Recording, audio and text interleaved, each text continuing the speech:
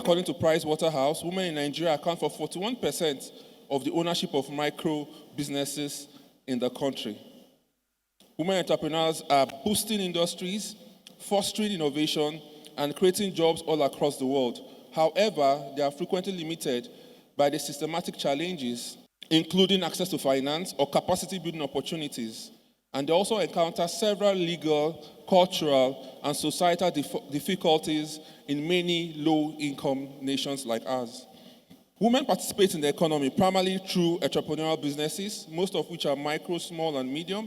And MSMEs employ 84% of Nigeria's labor force and contribute 48.47% to the Nigerian's GDP. However, in Nigeria, 54% fewer MSMEs have female ownership than in sub-Saharan Africa as a whole.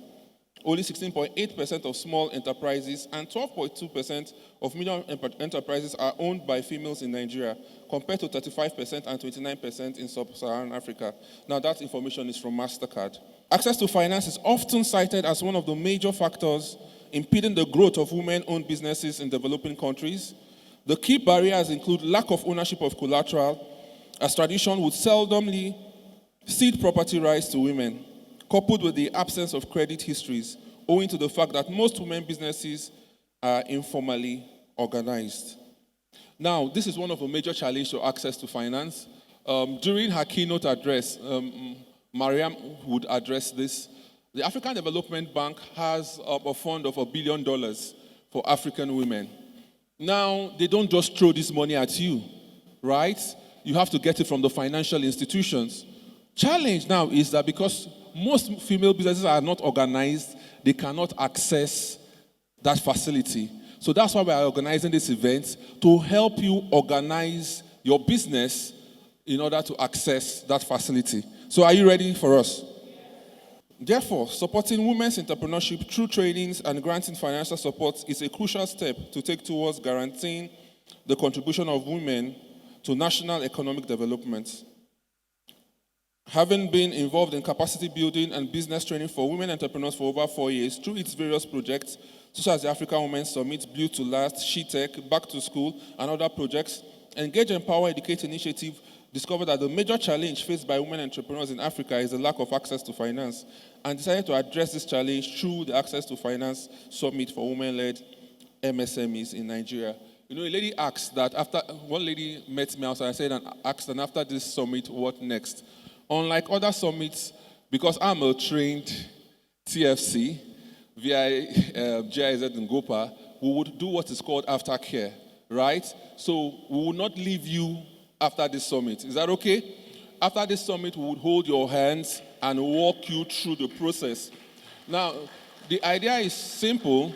We want everybody that comes into this hall by next year, this time, when we would have the next summit, should come back with a testimony of, I've been able to access funds, I've been able to access this grant here. And is it possible? Yes. Are the funds there? Yes. The funds are there, but you're not accessing it, right? So that's our plan for you. All right. So at the end of this summit, you will be exposed to strategies to mobilize funding and finance to scale your MSMEs. You will be trained on the appropriate structure to enact in your business to gain finance. And this summit will also boost your economic activity and enable the expansion of your business, leading to increased growth and productivity. And like I've said, we will also have aftercare services for you. So ladies and gentlemen, I welcome you all to the Access to Finance Summit for Women-led MSMEs 2022. So the idea for today's summit is to go from the problem to the solution. So you're going to be getting more of the solutions towards the end, right? Because we're going to be starting from the problem to the solutions. And we would like to have shared experiences now. And I don't know, has anyone tried to access loan from the bank? You've tried. You've tried. So you just introduce yourself to us, and in 2 minutes, let's know your experience, right, trying to access finance and the challenges you faced. Thank you. My name is Ivani. Getting a financial support from the bank is actually not an easy thing to do. A lot of questions was asked, a lot of things that I don't even know about. The first thing they asked me is if my business has been registered, the certificate, the TIN number, and I'm also to pay 20,000 naira for the research. For the research, I had to go back home and think, how do I go about this? For me to be able to get the certificate in CAC takes a lot of time. I did it myself. I didn't give it to anybody. So I went there. The name I had to drop 3 names so as for them to pick one if nobody has used the name before, which I did. At the end of the day, they picked a particular name. I gave them the information of what I want to do. They canceled it at first. The CAC Wala is there. The TIN too is there. Then now I'm facing the bank. At the end of the day, I was able to get the certificate. I went back to the bank. What do we do? I've gotten my certificate, everything. And they said, okay, what they'll do is I have to pay money into that account for a search. That's the 20,000 naira. Then after that, I did that and I asked them, okay, after paying the 20,000, when will I get the money to start up my business? They said, let me pay the 20,000 naira first, which I did. And it took like 6 months because they said I have to manage my account. They have to see the income, what is coming in, what is going out, to be able to know if I'm qualified for the loan. 6 months' time, I went back. They were supposed to call me, they didn't call me. I went back to meet them, and they told me, I'm not qualified yet. That they'll tell me if I'm qualified or not. They will be the one to call me. It wasn't an easy thing to do. It wasn't at all. All right, thank you very much. I'm sure that's like some other people's experiences. And guess what? We have banks here. Yes, they are here. They will talk to you later, right? And explain to you what actually was the challenge and what you need to get through. Hello, good afternoon, everyone. My name is Adeola Kofrola King of Bile Empire. So basically, I'm a fashion designer. I do a lot of local, I infuse Afrocentric. I kind of use our local materials to do clothing that you can wear casually and anyhow, we do fashion basically with local material. So my fashion journey, it was born out of passion rather. I just loved to look different and all of that. So that was how I started. So after a while, I was doing it from my house. Then COVID came. When COVID came, we noticed the situation was kind of, it wasn't funny because everybody was at home. There was no one there. There was nobody going out. So basically what we all needed was to eat. So that affected my fashion business a bit. So I looked inwardly and I was like, okay, what can I do again to provide solution? Because the only way you can be in business is to create a solution to a problem. So we noticed the food was a problem we had then. And when I looked into the food, was like, what could I do? I saw a lot of people were repackaging food because COVID really helped bring out the entrepreneurial spirit in most of us youths then. So a lot of people went into packaging, what do you have, different kind of things. So I like to do something quite different. So I thought to myself, okay, when we get all this food, we need other sources of energy to prepare the food.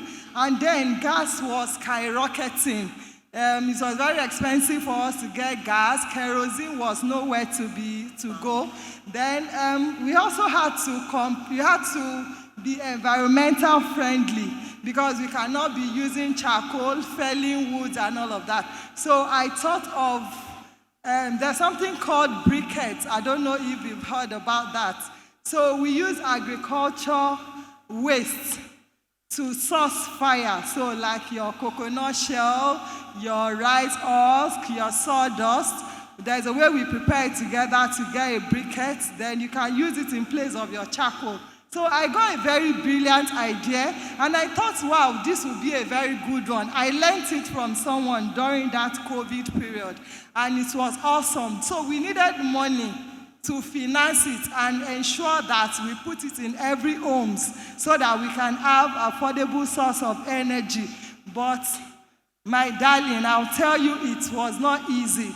Because for you to be bringing out something new that people didn't understand what it was all about, it was very hard for us to access funds, and not everybody was kind of seeing into the future. They were not seeing into what I was trying to build, so they didn't even want to hear about it. When you go to banks, they'll be like, no, you have to go to Bank of Industry, you have to go to development banks. Like, all the banks were always shielding us away. They didn't even want to hear what we had to say.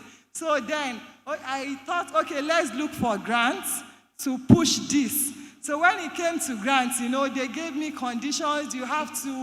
You need all these, you need documentations, you need to be registered. I had to upgrade from my business name to limited. And it will cost money. All these things, for you to get money, you must spend money. And there was nowhere for me to get all those money to make more money. So eventually, when I needed to do my documentation and all of that, I wasn't getting money from the bank. But all these bank loan apps it came handy. So I rushed into a particular one. I don't want to mention a brand. So I rushed into it. I was like, this is fast money, and I needed to really do something. I just juggled into it. All their terms and conditions, you have a lot of things to read. So most of the time, we just click on it just for us to get money. And I got stuck. When I got the money was like 50,000. And when it was time for me to pay, I would pay. The money wasn't finishing. The next thing, I would see my app would tell me I'm still owing.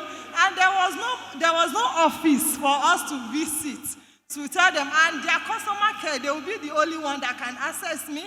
I can't call them to complain what was happening. So I kept paying and paying and paying.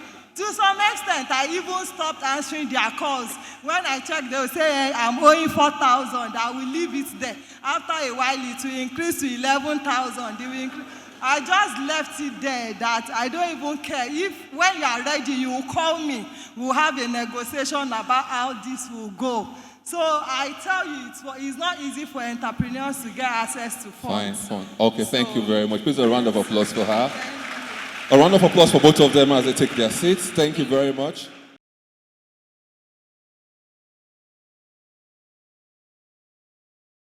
We have Mr. Michael here from Sitiamo.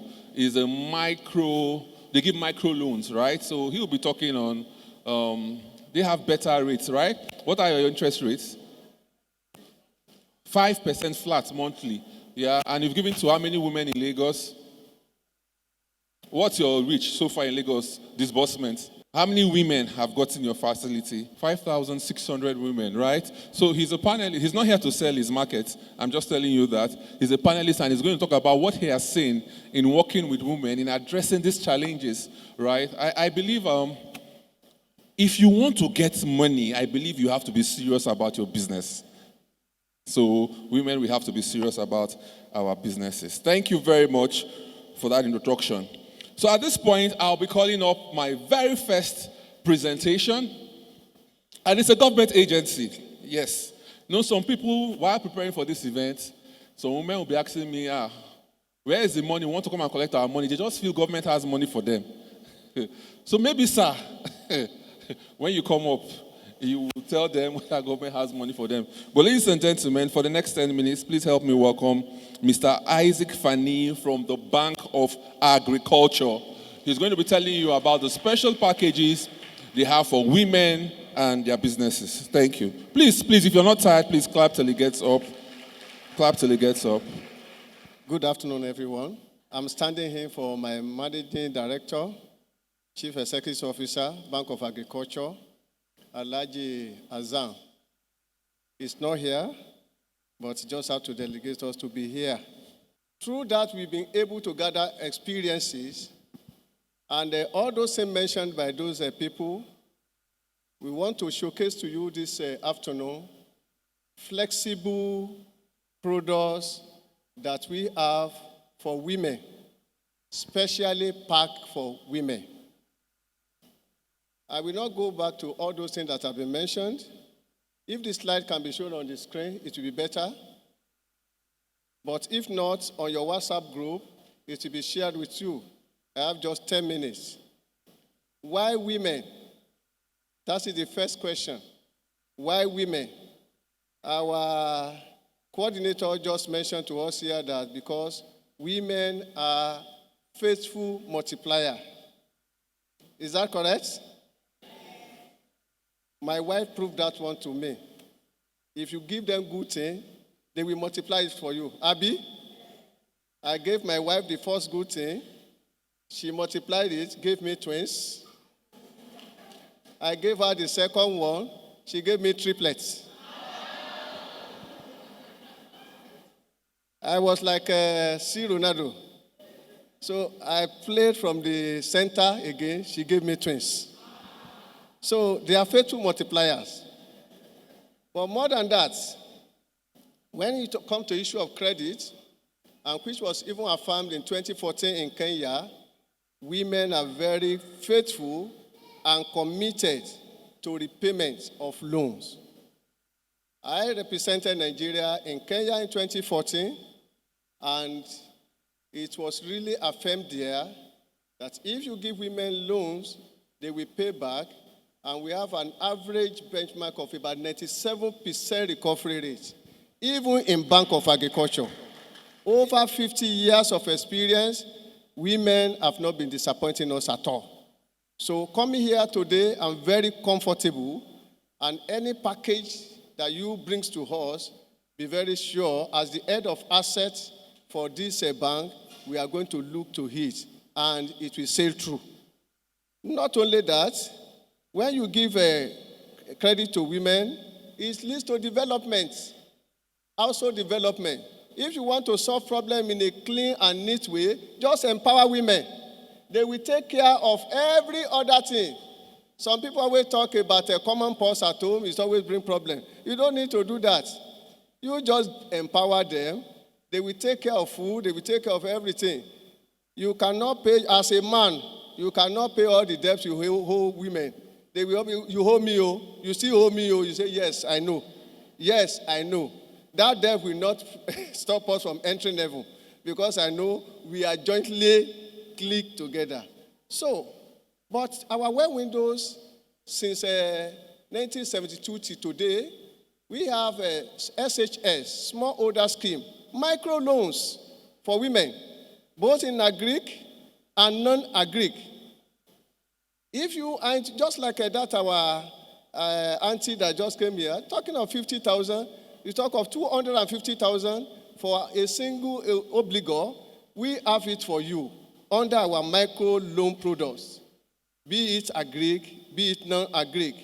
But we also have agribusiness loans to finance agricultural agro-processing. That one can get up to 2 billion naira. But we have strengthened our risk appetite, and we have our loan scoring data in such a way that over 100, we want to see what you score in that loan scoring data. The higher your percentage, the better for you. Also, we have what we call DTI, your debt to income ratio. The lower that ratio, the better for you. That one will not give you stress, because our DEX officer will do many of those things for you because we are approaching it from that angle. We have marketing loans and we have agribusiness loans. Other product that we have here, as this NGO is coming on board, we have this on lending. This NGO can approach us for a bulk money. We give this NGO, and they will give us list, and just for us to disburse to them. It's like a people development fund. The only clause to that one is that if you give us that list, and we disburse to those people, or we give you that money, the onus of recovery is on you. You bring back the money to us. That is on lending. So I'm appealing to this organizer. They can approach us on a corporate level, and we do that. So that is for we have collaboration too. We have funded collaboration. The NGO can bring money and say we are doing it 100%. You just be the fund manager. And we have the one that is zero. Please do it for us. We are not bringing any money. And we have the one that is jointly funded. It can be 50-50. So you can collaborate with us. And all these women here, I don't know how much, but I want to tell you, it's nothing when it comes to BOA. As I'm talking to you, we have a community funding, village funding system. If you have products and you have a special market somewhere, and you are in a contiguous environment, you are together, please approach us for community or village funding. As at this week, I think about 101,850,000 was approved for some people. Just do it. And they are always, since 2019, they have been getting the money. We have Youth Agricultural Revolution in Nigeria, YAN. We call it YAN, both for women and for men, but for youth, 18 to 35. But we also have what we call WAHE, Women in Agriculture and Enterprise. These two products, an obligor can get up to 1 million naira without collateral. 1 million naira without collateral. Then you say, oh, that's fine. At the same time, we will still tight our risk appetite. We ensure that you have reputable guarantor so that we can have something to fall back on. You may talk about, don't you even do your rating in a BOA? I've told you, we do it. We do it, but we know the way we do it. When we see our target market and we see people that are vulnerable, we don't give you too much condition, but rather we finance you based on your project. Because when you come to us, we are interested in your project, not particularly in you. And we don't want your project to die. For that reason, we will rate your project and finance you based on that one. We have another one, we call it Quick Impact Loan, QIL, Quick Impact Loan. In that Quick Impact Loan, if you apply this month, you will get the loan this month. My state coordinator manager is here, Mrs. Bello. If you get there, if you apply this month, you will get it this month. But you can only get up to 250,000 naira maximum. Other conditions be made known to you. We have payday loans. This payday loan, you see, we have some of the women, they are selling Coca-Cola, doing all these things. What they do is that they go and take those things on credit. And by the time they take it on credit, something that's supposed to be given to them as 30,000, I'm just giving an example, will be given to them at 35. After sale, they will now go and return 35. You just come to us. By the time you come to us, we will finance you for that payday loan. It's sharp, quick. We have another product specially designed for women. We call it BOABI, Bank of Agriculture Rural Business Initiative Loans, BOABI, but it's group. Women only. Women only. Form yourself into group. I am not saying to form a group now. It can even be an informal group because of what that lady just mentioned.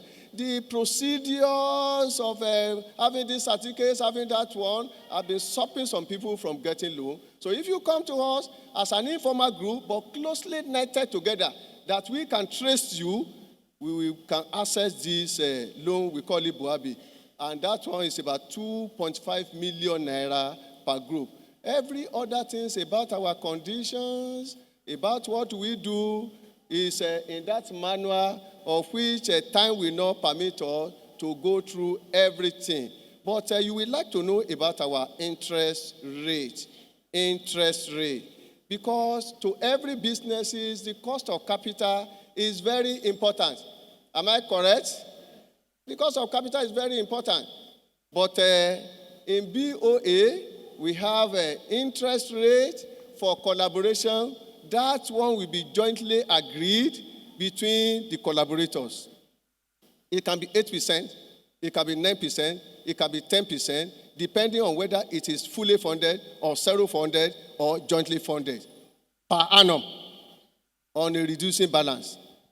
We have that of 12% interest rate too, and that one is for any agro-allied businesses. If you come in and you are into agri, we know the marginal revenue on agri is very low. The risk is very high. So we are not expecting too much from you. It's 12% per annum on reducing balance basis. Not only that, we have for micro non-agri, that is trading, artisan, that one is 20% per annum on reducing balance basis. Our SME loan, which a single obligor can get up to 5 million naira, and a corporate body can get up to 30 million naira, that one is 14% per annum on reducing balance basis. Our marketing loans is also 20% per annum on reducing balance basis. Requirements for borrowing from BOA is the same all over the nation. Please, we will only expect you to have viable business that is economically viable, technically viable, and financially viable. What we do in BOA is cash flow financing. You may be very rich, but we want a business that will be able to generate enough income, pay the capital, and pay the interest back again. We know the way we measure it. We look at your DTI, as I've mentioned the other time, your debt to income ratio. We will look at your positive net cash flow. We will look at your net present value. We are doing that. It is not you doing that. We are not expecting you to go and get a consultant to do that one, because all expenses by an obligor or an applicant still go into the loan. So we look for a way to reduce your stress. We will look at your payback period, and we are going to look at your IRR, internal rate of return, the marginal efficiency of the capital you are employing. That if we give you 100 naira, how much will 100 naira bring? Will it bring 100 naira back and 30 naira? All those things we will look, and we are going to look at your CBA, cost-benefit analysis, and we are going to look also at your liquidity ratio, and more importantly, we always check at something we call acid test ratio. Because we have some people, their liquidity ratio is very high, but the acid test ratio is what?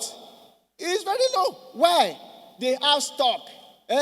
Because of COVID-19, I have not sold this one. So we will just subtract stock from what we call your liquid asset and see whether you'll be able to meet up with all expenses that comes in. You look at your return on investment, and we are going to look at your GRA ratio. If you are coming into a business, we don't finance that business 100%. No. If you are not partner in business with us, you will not take care of that business very well. So we want to see your GRA ratio. GRA ratio simply says when you compare the debt to what you are bringing here, if you have something like, just like that person that was interviewed, was talking about having 43% of this one here and there. They are somewhere they are going. You want to look at your GRA ratio. If you are going at 100 kilometers per hour and you are using GR1, what will happen to that engine? What will happen? That vehicle will crash. So the depth must not be too much. These are the things that we are going to look at. And by the time we look at that one, we want to assure you that if you come into BOA, you will smile back. At BOA, our door is open to all women entrepreneurs 24/7. Thank you for listening. Very grateful. Was it a pleasant presentation? Did you learn something you did not know before? Oh, we're just starting. Okay, I know you have questions. We will take 3. Who has questions for him? Usher, I want to choose 3 people. 1, no, I can't take a man, sorry. 2, the middle lady there, and 3, we are done for this session. So question number 1. My name is Yetunde Adeniji. Thank you, Mr. Isaac, for that brief but impactful presentation. The first question I was going to ask you, you've tackled it, the interest rate. Looking at, I'm not a maths expert, but that 20%, I look at the situation where we can have this single-digit interest rate. Because it's this interest rate that is really killing people. I remember somebody, Abroadians, the way they, especially Nigerians, when they've lived abroad, he came in from this kind of conference and he was saying Nigerians are lazy. And I felt hot because I've been in this system for quite a while. That we're not lazy. You cannot compete with people that get loans at single digits. There was a time I had to do something on Ogbomoso. I saw Chinese. They were into cashew and so on. And I said that people cannot compete favorably because, number one, access to finance is difficult, number one, even as a human being, as a Nigerian. Number two, even when you access interest rates, and most people, when they are desperate, they will take it at that rate. At the end of the day, the loan goes back. And then it becomes difficult as a woman. Most people would rather deal with men.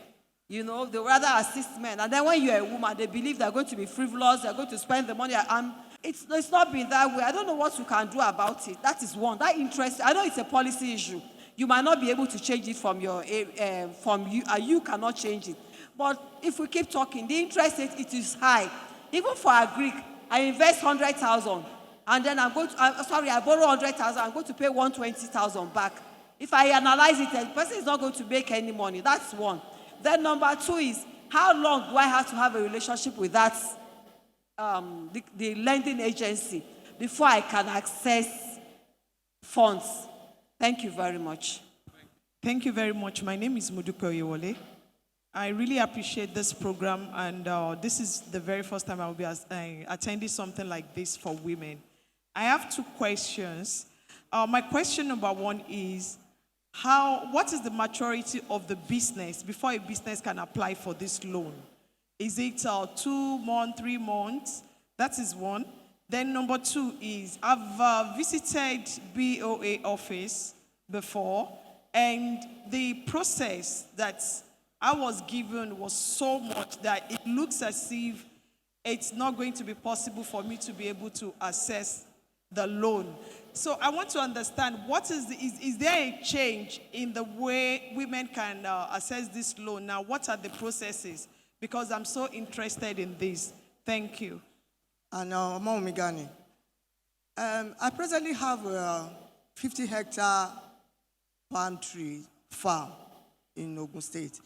And it seems 2 of them have even asked some of the questions I was going to ask. Now, if you have something as big as that, what are you expected to bring in to access such loans? Because my father started this some years back and is grown. But I want something much more. We want to go into production, but we are short of funds. So that's the issue we are having now. So I think my sisters have asked some of the questions I would have loved to ask. Thank you. The first one is on the interest rate. Don't forget I said 20% per annum on reducing balance basis. 20% per annum per month, you know how much that is? Very small. And on reducing balance. Please, if you look at the rate of inflation outside there, the cost of maintaining even offices, if not that we are government representative, it's very difficult to break even with that interest rate. But if 20% is on the high side, don't forget we have the one with 12% reducing balance. 12% reducing balance per annum is about 9.67%. But apart from that, I mentioned that of collaboration, in which if we have partners to collaborate with us, it can be single digits. So we have flexible arrangement for that one. please just look at those products and see the one you can key into.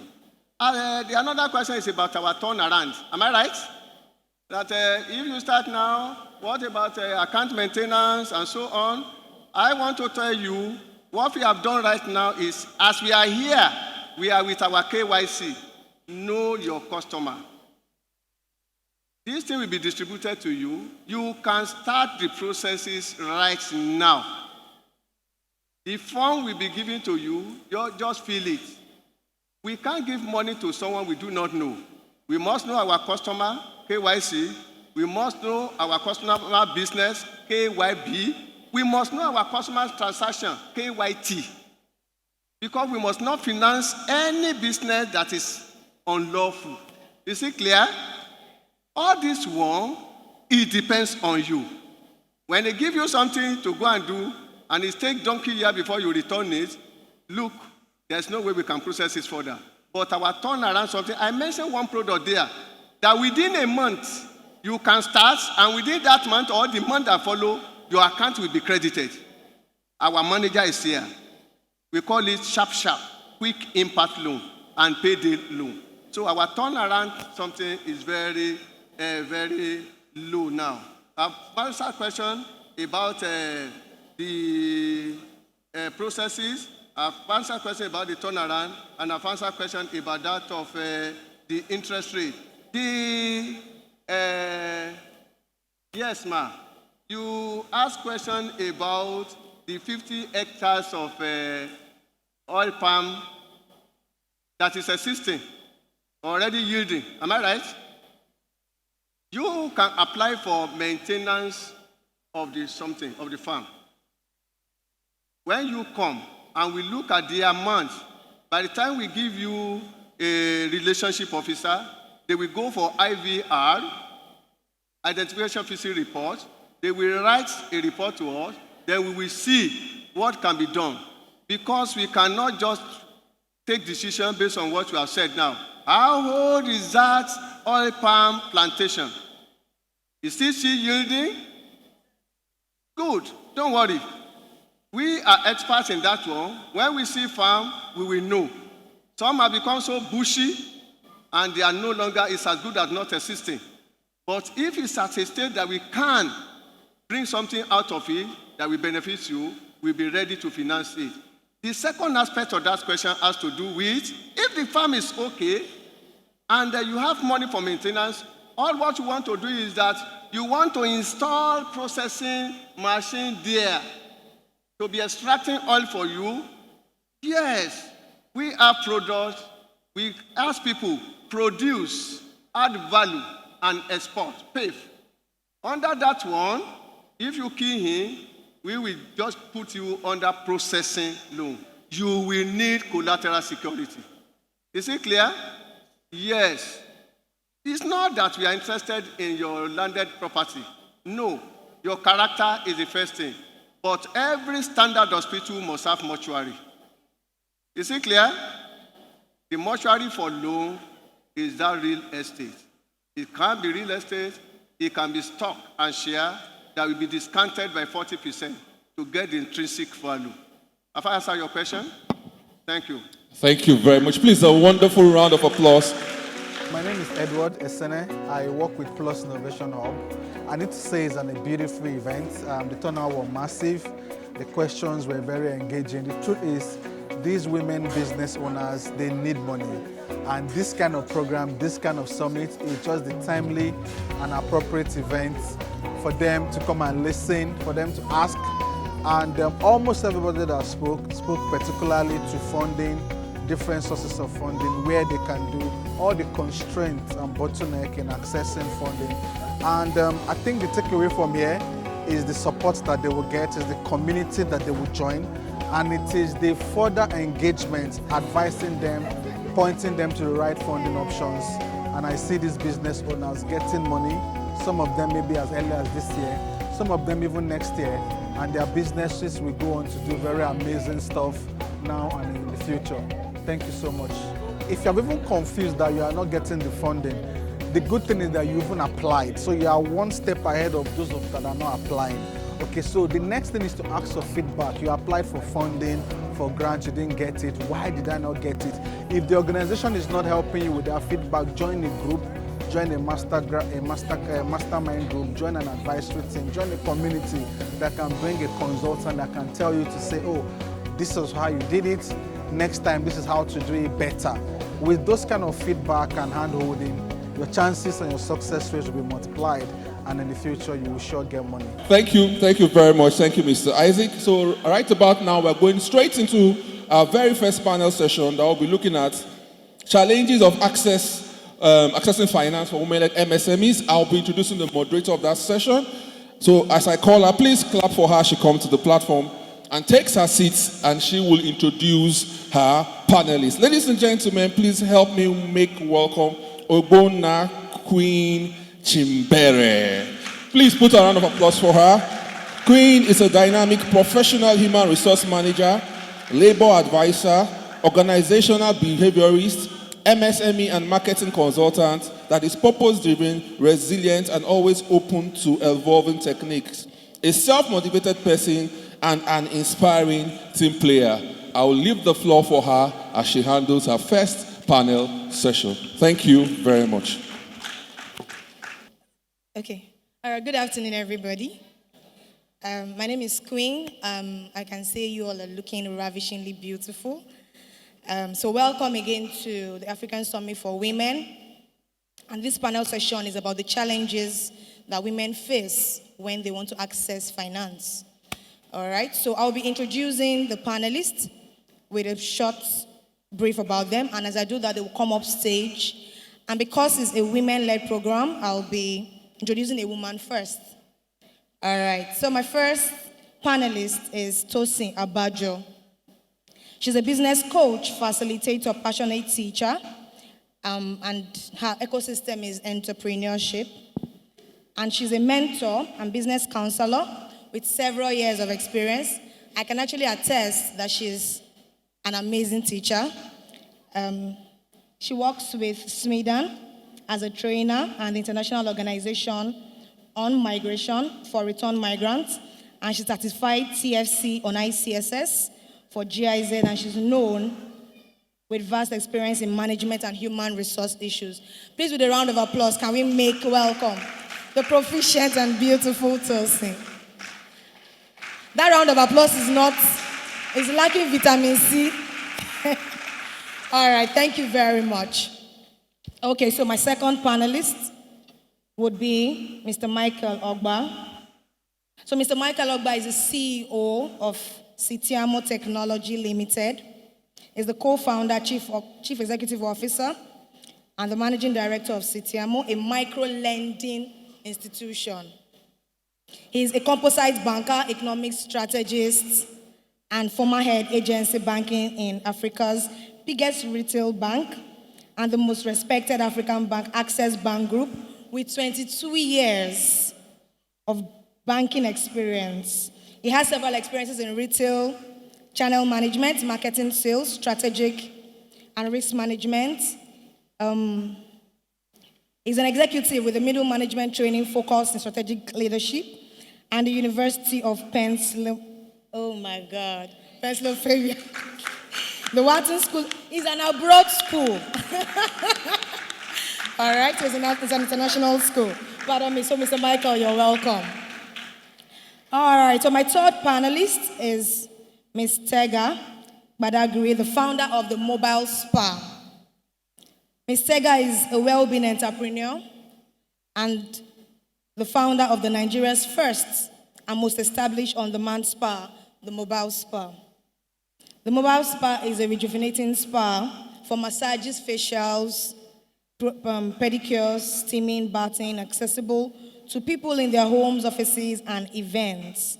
She's certified by International Therapy Examination Council, ITC UK, trained whole certificates in various therapists, and she has a bachelor's degree in French language.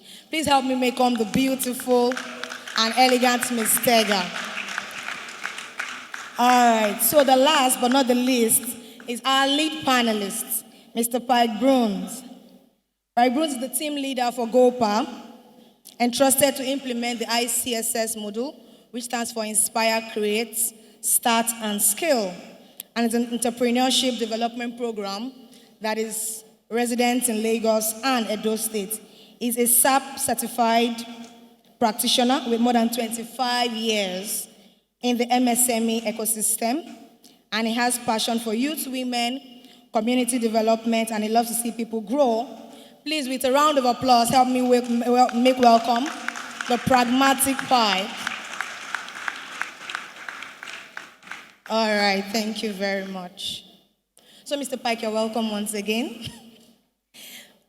So we'd like to know, what is financial literacy and how is it important for women to use that to access finance?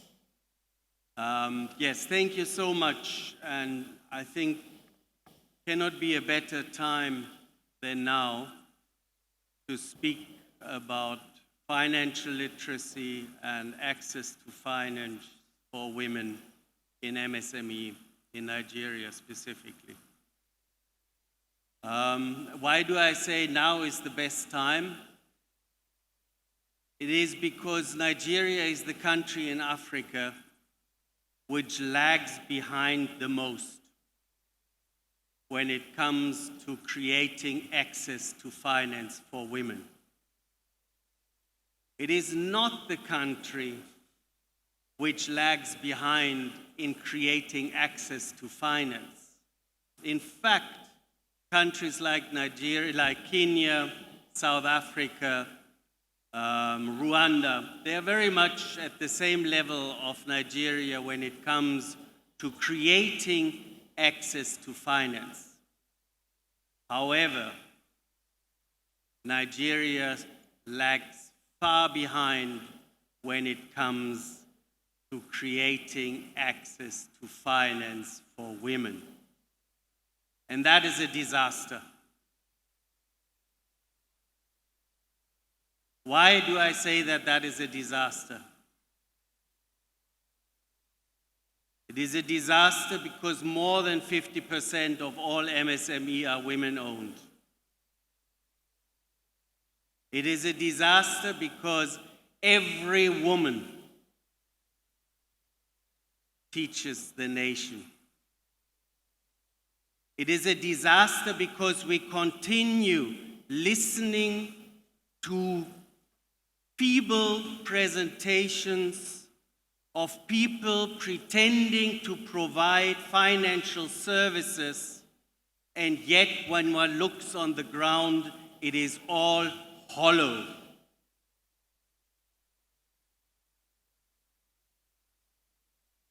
It is a disaster because women are potentially not only our mothers who hold the future and our sisters who take us into prosperity, but it is a disaster because we are not changing the situation as it is. When we talk about financial literacy, there are three terms which come to mind: financial literacy, financial inclusion, and indeed, access to finance.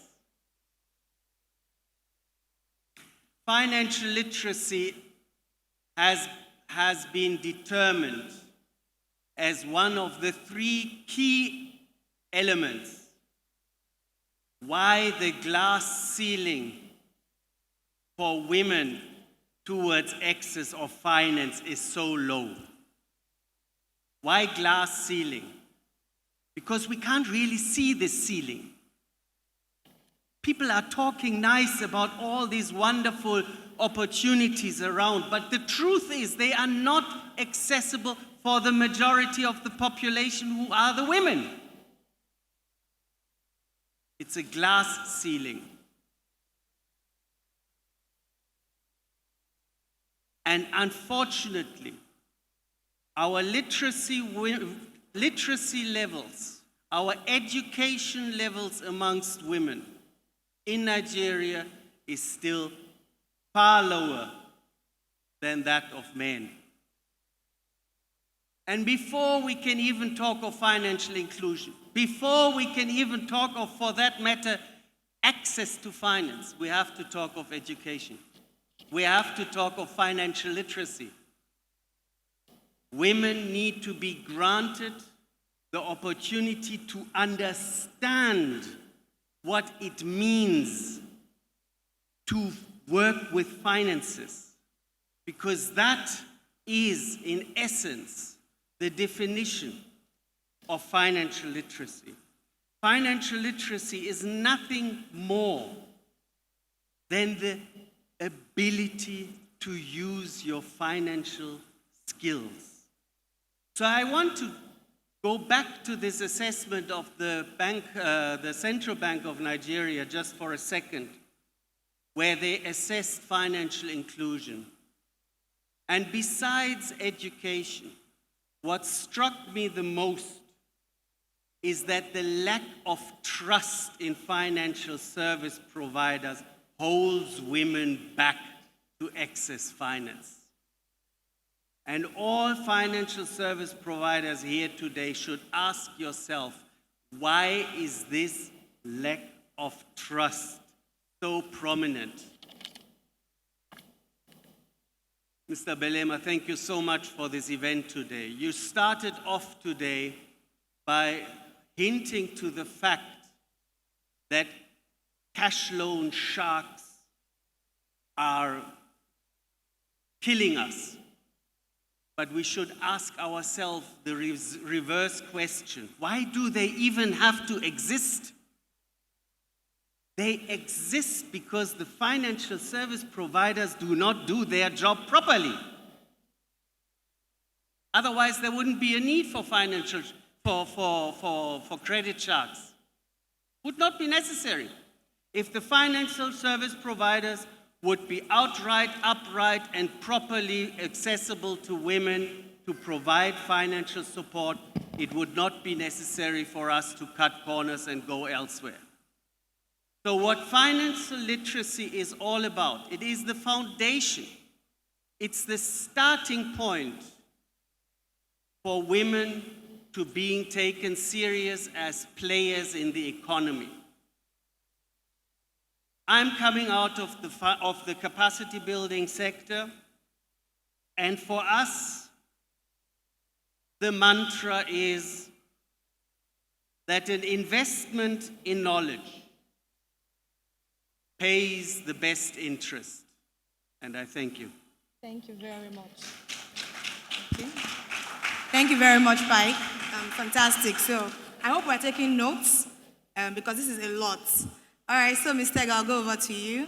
Please kindly share your personal experiences in trying to access loan as a woman. I sincerely or completely agree with Pike about knowledge. And the first thing you think about when you're trying to start your business is, oh, I'm excited or I'm interested in doing this. And then we start. And then maybe months down the line or years down the line, you then start to access or review your processes and say, what am I doing? Am I making profits? Is this business really worth it? Is it going to see the light of day, or is it going to exist beyond this time? Many of us don't start by accessing financial literacy or knowledge on how to manage our businesses. We start with passion, and then maybe when we get midway or some months down the line, we start to ask ourselves the question about, are we making money or not?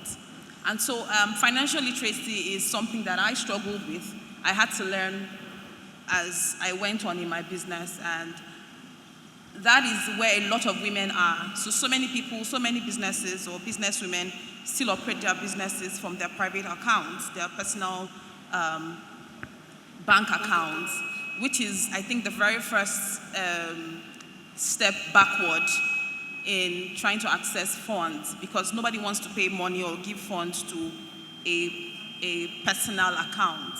So knowledge is key, and I think that's one of the biggest challenges, and education. Mindset, I think, is also a challenge that a lot of women face. So many women, I still talk to some of my friends who have done business for some time, and they say things like, when you say, we're positioning for an investor, and they're like, investors, no, I don't want anybody to come and take part of my business. So sometimes it's even the mindset. They don't even understand how far they can grow or how far their businesses can go with having other people come into the business. So knowledge, financial literacy is a big issue, is a big challenge for women. I think we've talked a lot about how there's poor access to finance for women, which is, I think, external, but more internally, because I like to see things from a proactive angle. As a businesswoman, how are you positioning yourself? What are you doing to be able to access these funds? If you are presented with an opportunity to access funds, are you ready? Do you have all of the things? Is your business structured in the proper way for you to access this fund? So as women, I always say, please, let's go back to the drawing board and ask ourselves, is my business viable? Is it good enough? When I find this fund, do I have all the things that are required? So those are the things I think are the challenges or major challenges for women. Fantastic. So one key word that she said is look inward and be sure that you're not the problem. All right, so Mr. Michael, we are recalling my introduction that we said he has a micro-lending platform. So with your experience around the platform, or as the CEO, please, what are the top 3 challenges that women have faced in trying to access finance? Okay, thank you very much. Good afternoon, everyone. My name is Michael Oba. In my company, 99% of the people I work with are women. 96% of our board members are women. 96% of our customers are women. So we are set up for women. And why did we do that? We realized that women are discriminated against. I have a mother, she's passed on to glory. I have a sister. And I put myself in their shoes. My mom sold Mama Put, what we call Mama Put. And we struggled. So now that I have the opportunity, I said to myself, how do we begin to right the wrong? I've spent 22 years in banking. I spent 15 years in Guarantee Trust Bank, 5.5 years in Access Bank. And I see that combined, these 2 organizations, for a woman to get loan is difficult. And there are so many factors. You don't blame them. Number 1, how many women have collateral? The house will belong to the man. Even when they jointly build it, it is the man. When you see other challenges, you find out that the women are discriminated against. So that was why we said to ourselves, we must empower women. And we started. Today, what do?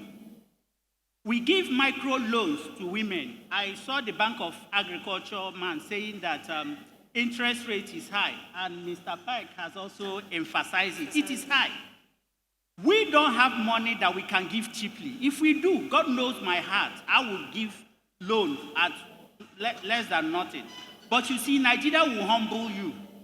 I run a portfolio of about $1 billion, and I make returns to the investors of 30% per annum on a monthly basis, meaning that if you give me 1 million, I give you 25,000 every month on your 1 million.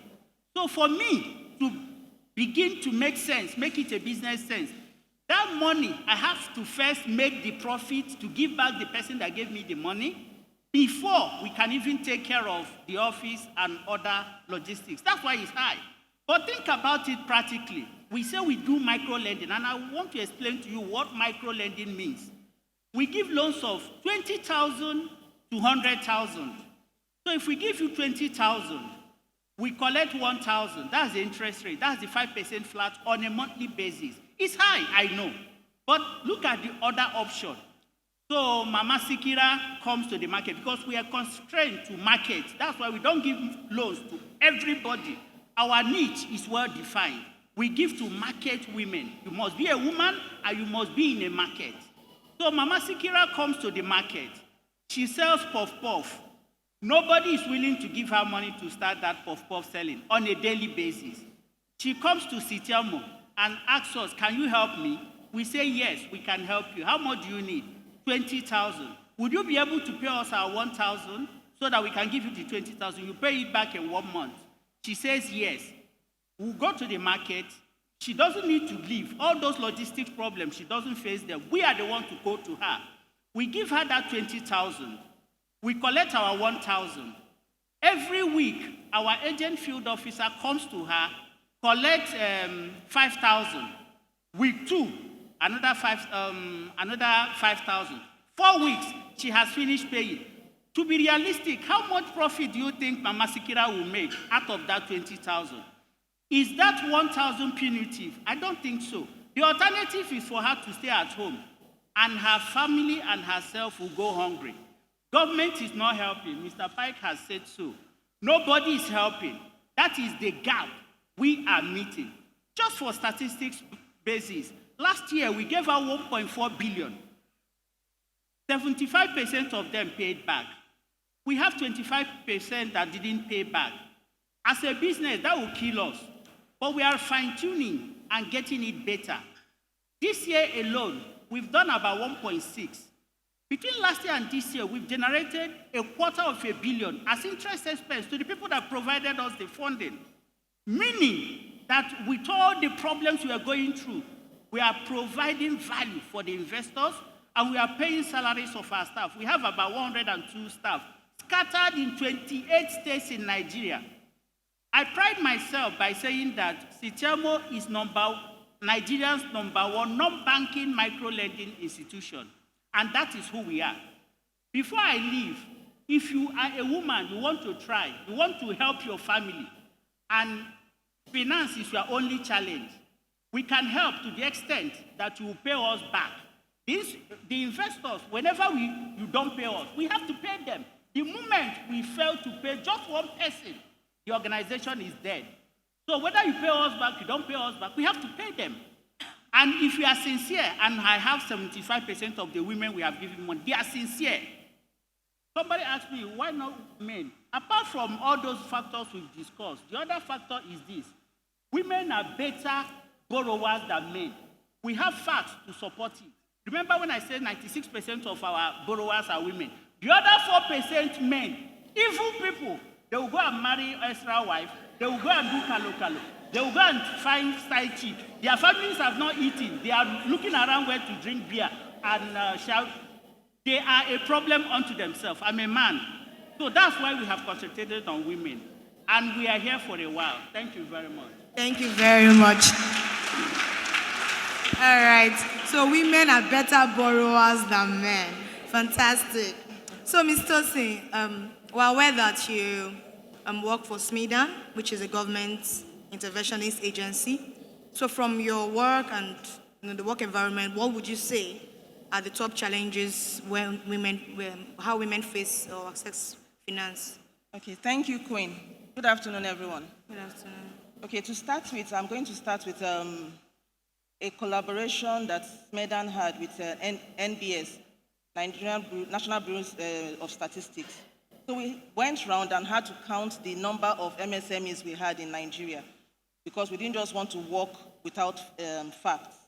So as of 2020, we had 41.6 million MSMEs in Nigeria. Coming down to 2021, post-COVID, we had a drop in the number of MSMEs, which was 39 million MSMEs in Nigeria. Breaking it down across all this thing, we have the micro, the small, and the medium. We didn't want to look at this micro alone, because if you look at it, it's a blanket covering them. We had to further divide it. And when we divided, we had the nano. What do I mean by nano? Those businesses that are at home. Yeah. They are run from home. They don't have any staff. They just do it to feed themselves and their family. Looking at this statistically, we find out that majority of the nano are women. These women run their business from home. They don't have, most of them don't have support. They just use it to support their husbands and use it to feed their family. Now, what are the challenges these women have that they face? The first one is collateral challenge, like my fellow panelists said here. Women rarely have a lot of collateral like that. When they go to the bank, there's already that look for them that, what is this person bringing? So it's a major challenge for the women. They don't have anything to put down to support the loan they are going to get. So it's a problem for them. The second one is owner's bias. I don't know how many women here are into business and you have been to the bank for loan and there's this bias, they look at you like, she's a woman, she can't do what a man can do. How many of us have faced that? So it's something that is a big issue. The owner's bias, the banks might even go as far as asking, are you married?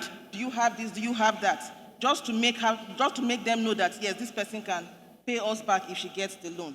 So it's a major challenge for women in business. Then, like Pike said, financial literacy, it is very, very huge. It's a big problem for women doing business in Nigeria. What do I mean by financial literacy? We've all said that women are good borrowers. But do you know that as women are good borrowers and as they are multitaskers, they put a lot of burden on themselves. A woman borrows money from the bank. She knows at the back of her mind that I need to pay back this loan. She will pay back the loan, but you need to ask her, how much of that money are you pumping back into the business? That is what kills most of these women-owned businesses in Nigeria. Because a woman will first of all look at her children.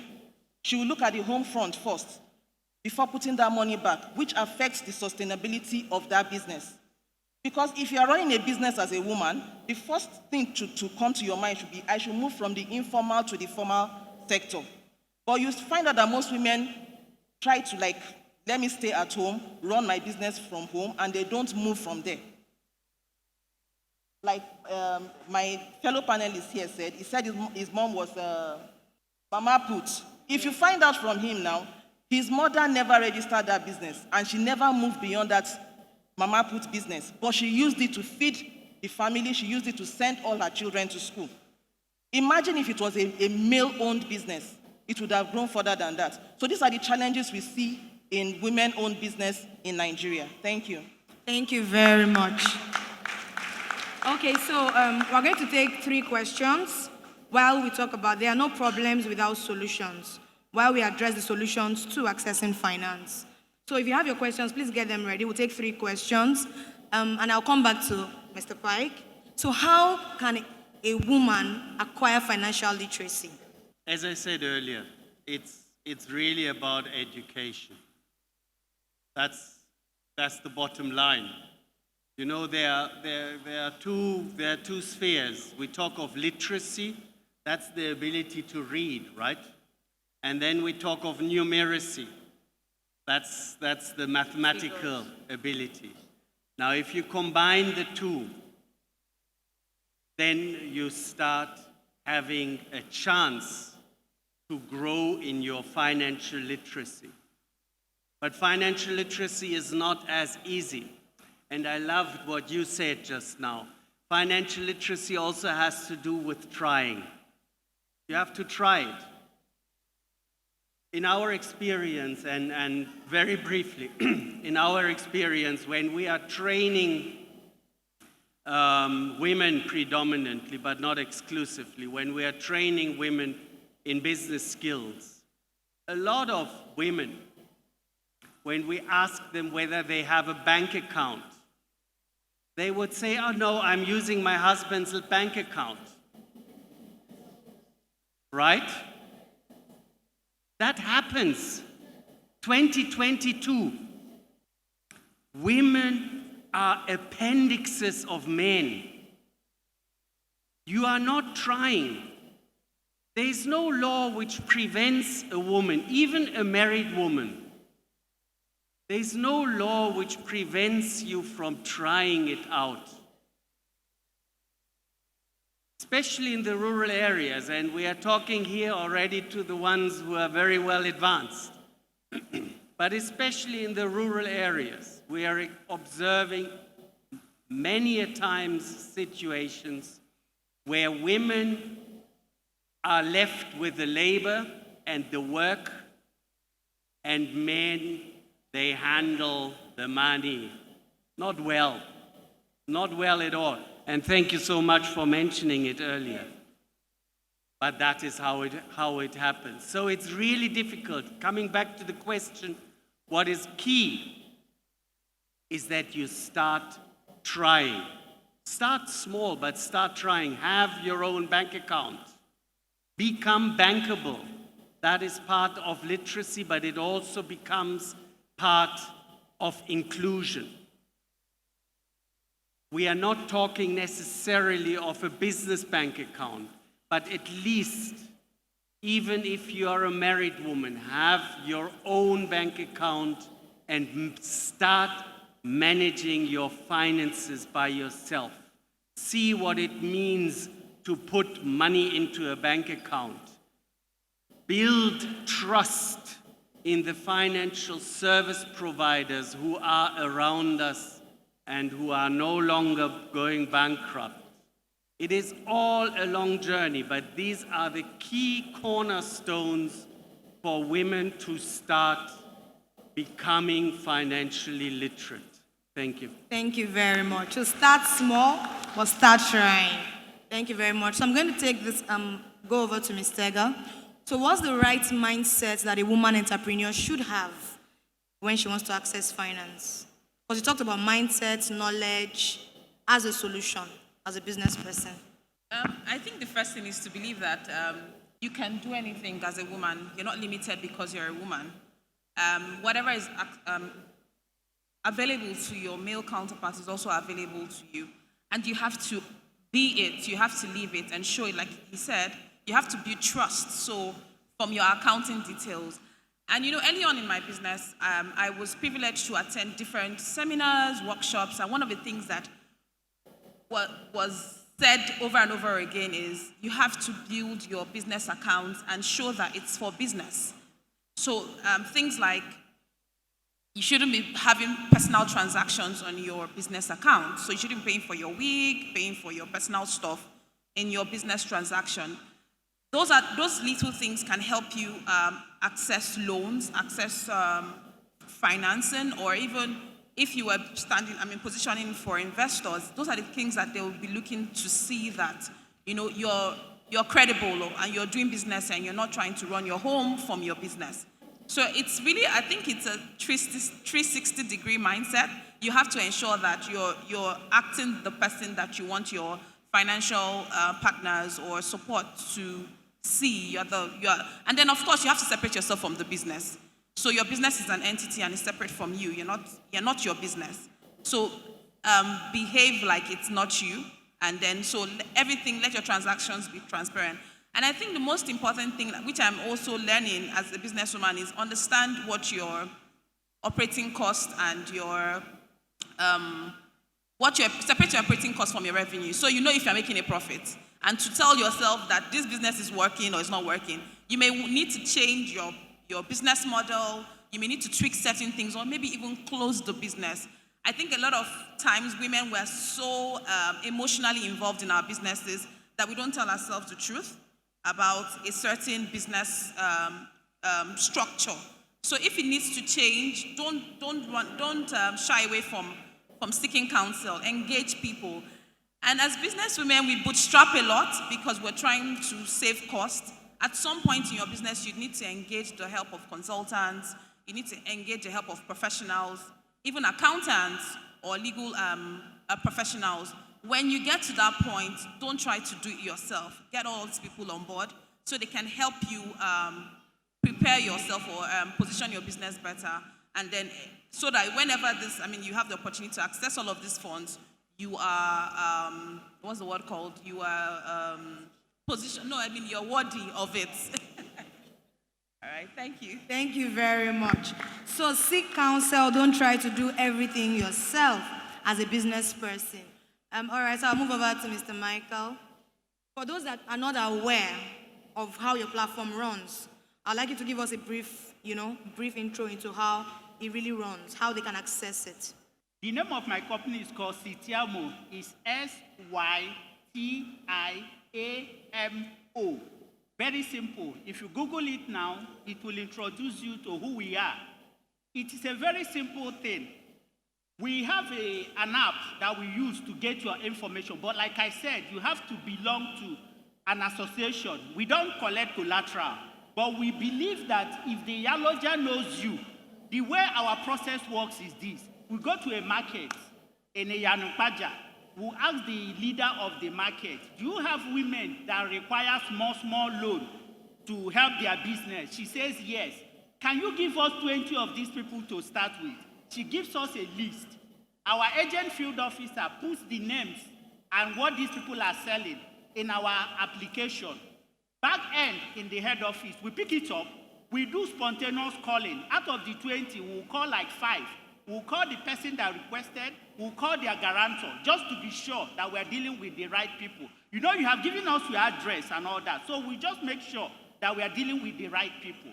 When we are done with that, the agent field officer now goes to submit the same thing with the yellow jar. We'll take it off, and the money is made available. Unfortunately, 90% of the transaction is cash-based. So we'll bring cash to you. That 20,000 you want to collect, she will give you there and then. And we'll give you 1 week gap. We believe that in 1 week, whatever it is you are selling, you would have sold. So after 1 week, she comes back, pick a part of it, and like that. But we'll take our interest upfront. That's just what it is.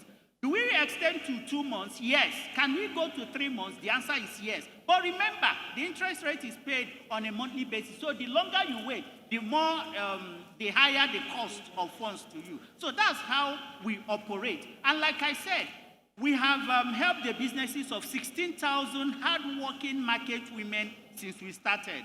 We are in 28 states in Nigeria. We are in 208 markets. Are there challenges? I'll tell you too. 1 week after we gave out our money in Zamfara State, the government shut down telecoms. And this is 4 million that we just disbursed to people. For over 4 or 5 months, we did not recover 1 kobo. When they eventually sorted themselves out, we didn't get everything. Maybe half of it came back. The other one, we are still managing it. Those are the challenges. Like I said, Nigeria will humble you. Did we know that we are going to run into that problem? No. Bayelsa, when we were collecting the 6th week out of 8 weeks, water swallowed everywhere. How would you go in your honesty and in your truthfulness to that woman and say, Mama, Sikibo, your loan is due? You can't. So those are the realities of the business. But remember, what is driving us is to help hard-working market women that want to succeed. As long as Jesus has not returned, we will keep helping until he returns. Thank you very much. Thank you very much.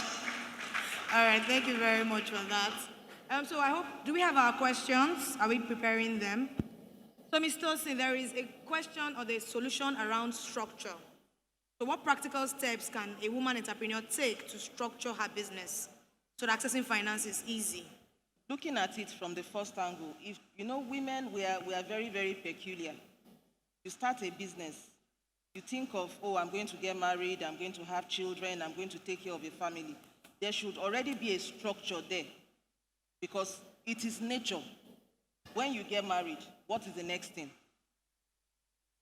You start giving birth to children, and you won't have time for your business so much like that at that point.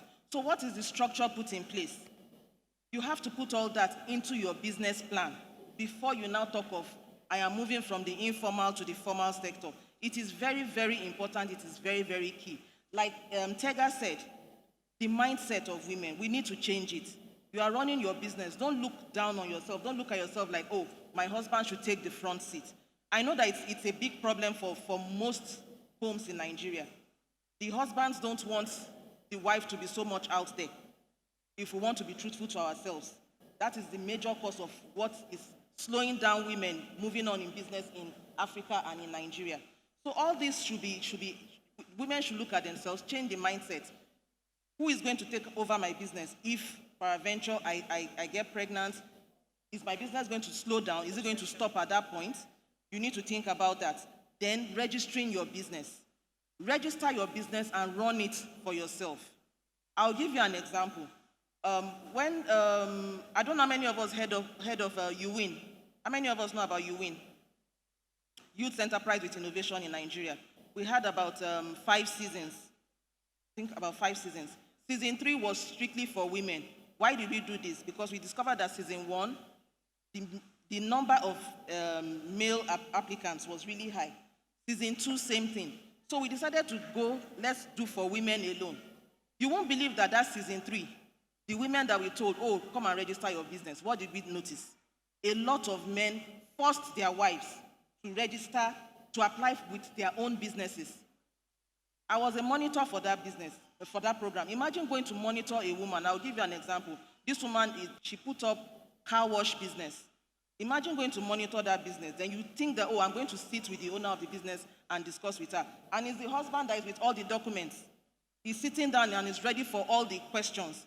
And I'm asking him that, sir, please excuse us. I want to speak with the owner of the business. He says, no, we are one. Anything you want to say it in front of me. And this woman was, she was so timid. She kept quiet and said, let him answer. It took a lot of telling him that I'm not going to give her the second tranche if you don't excuse us. That was when I discovered that, oh, this woman is not even the owner of the business. The business is for the husband. And she did not even know half of what was going on. So these are the challenges and problems we have. So what are the solutions? We need to change our mindset as women. You can run your business yourself when you put your mind to it. Thank you. Thank you very much. Change of mindset. I think I've heard that a couple of times here.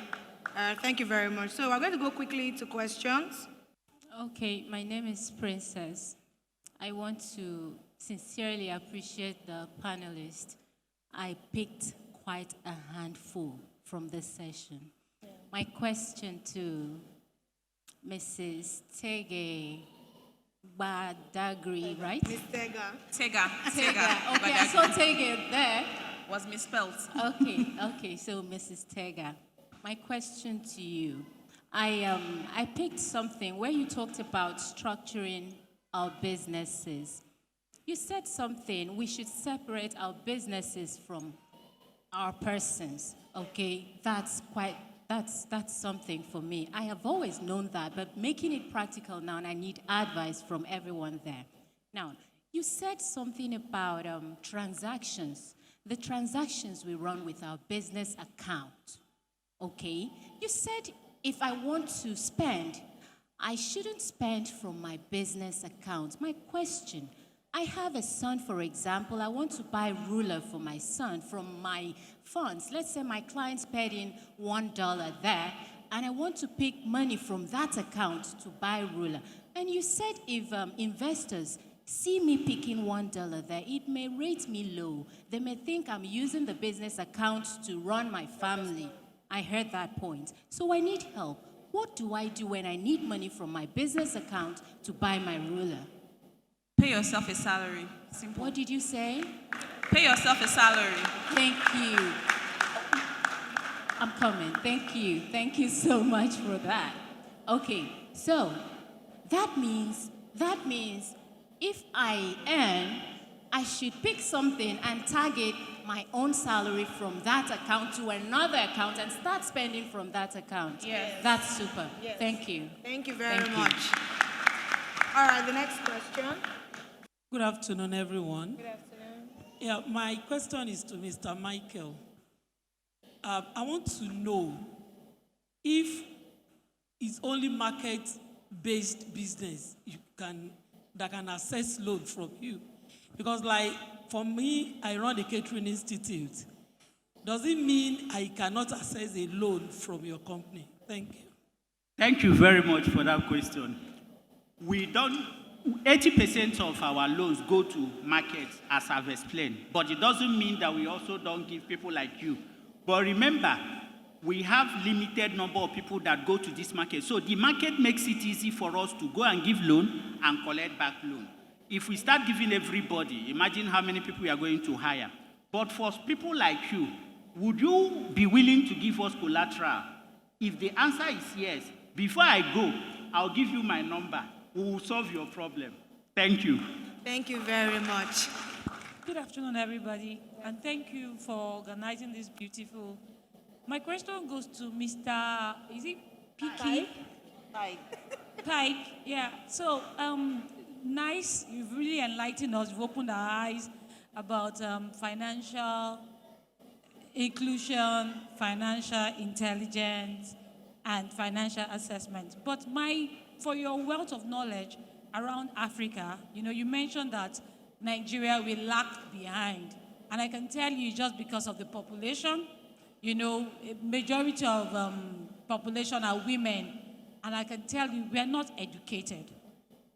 So the problem here is that how can we bring Nigerian uneducated women to speed to actually understand this business. I'll tell you another part of Nigerian women in the market, and Mr. Mike can testify to it because I work in the market. They are on the business, they actually know what to do. It's just scaling up that I think we need to help them. So how do we bring them together and help them? You know, how do we give voice to the voiceless? By speaking for them, right? By finding platforms where the voiceless, in their sum, start having a voice. And that is the high time that we indeed have to do. You're putting it so beautifully. And I want to come back to an earlier statement, my sister, with the beautiful glasses and your acknowledgement how important it is to keep personal money separate from business money, okay? That is the first principle. And you will be surprised how common practice that is in many of our mothers, in many of the market women you're referring to, even though they may not have the CAC and they may not have whatever not, but they also do have separate accounts because they know otherwise things they go haywire. Let us acknowledge that at different levels, including government. Do you know how complicated it is to get a CAC? Over the past 16, 18 months, we are registering close to 3,000 enterprises in a CAC. We had to wait for up to 6 months for the CAC registration to be completed. 6 months is enough time to be bankrupt. Okay, so we need to educate our women that we don't necessarily have to wait until the CAC is there, but have a separate bank account for your business activity. Because somebody said it earlier, you need to have a track record. If you can prove that this other account is for your business and you don't use it for your son's stationaries, but you really use it for business, you can prove that. You start creating a track record without having a CAC.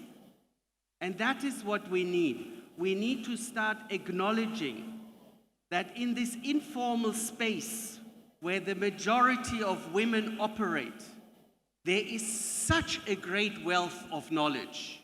And we need to have meetings like these where women out of the marketplaces can speak out, because they very often they sit with the right solutions for the Michaels of this world to provide then the right services. So thank you. I don't know whether I could answer, but let us remind ourselves to speak up and be the voice of those who cannot be heard in platforms like this. Thank you. Thank you very much. So I think we can take one last question. Just one last question for this session. Further questions, you can take them maybe via the social media pages or in person when you meet them. Good afternoon. Good afternoon. Please, my question goes this way. My name is Adeshida Fulashade. So my question goes this way. Like what Mr.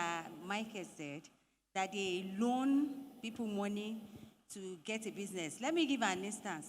Like the Yaloja that is saying that they borrow money and probably they return a particular amount per week. Well, as far as I'm concerned, to my own knowledge, the way I understand it, if they borrow 20,000, let's assume they borrow 20,000 naira, and they are to be paying back for 5,000 naira per week, right? You know the kind of business they do. Number one, they have a lot of responsibilities to handle. So even the gain they make from the money they borrowed might not even be something to compare to what they actually needed.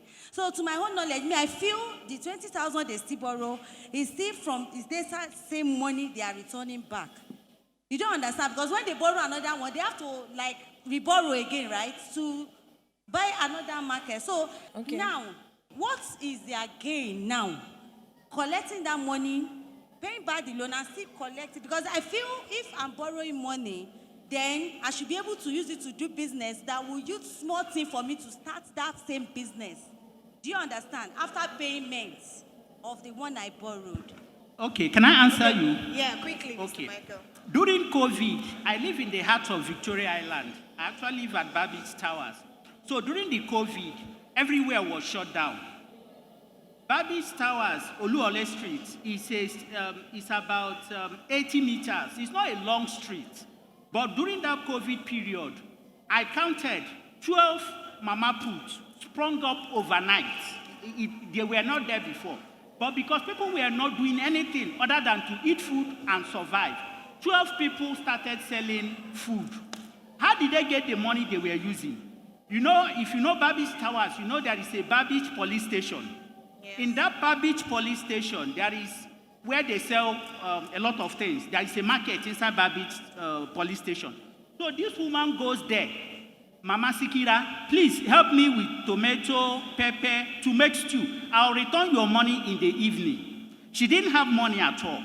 So the seller of these condiments gives her the money. She goes and sells that day, goes back in the evening. She has made a profit of 2,000.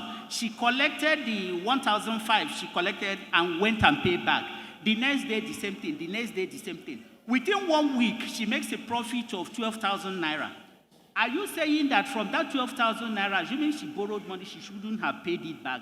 The answer is yes. You see, the reason why we collect that money monthly is that if you leave them till the end of the month, stories that touch the heart will enter inside. All right. And we can't help other people with that. Okay, so final words from our panelists. What would you like to say? Because how we Miss Tosi. Final words for women entrepreneurs. Okay, like we said, I work with SMEDAN, Small and Medium Enterprise Development Agency of Nigeria. So what we basically do in SMEDAN is to teach people how to run their businesses properly, how to establish your businesses properly. And SMEDAN has programs that are women-friendly. We have the YSP, Women in Self-Employment.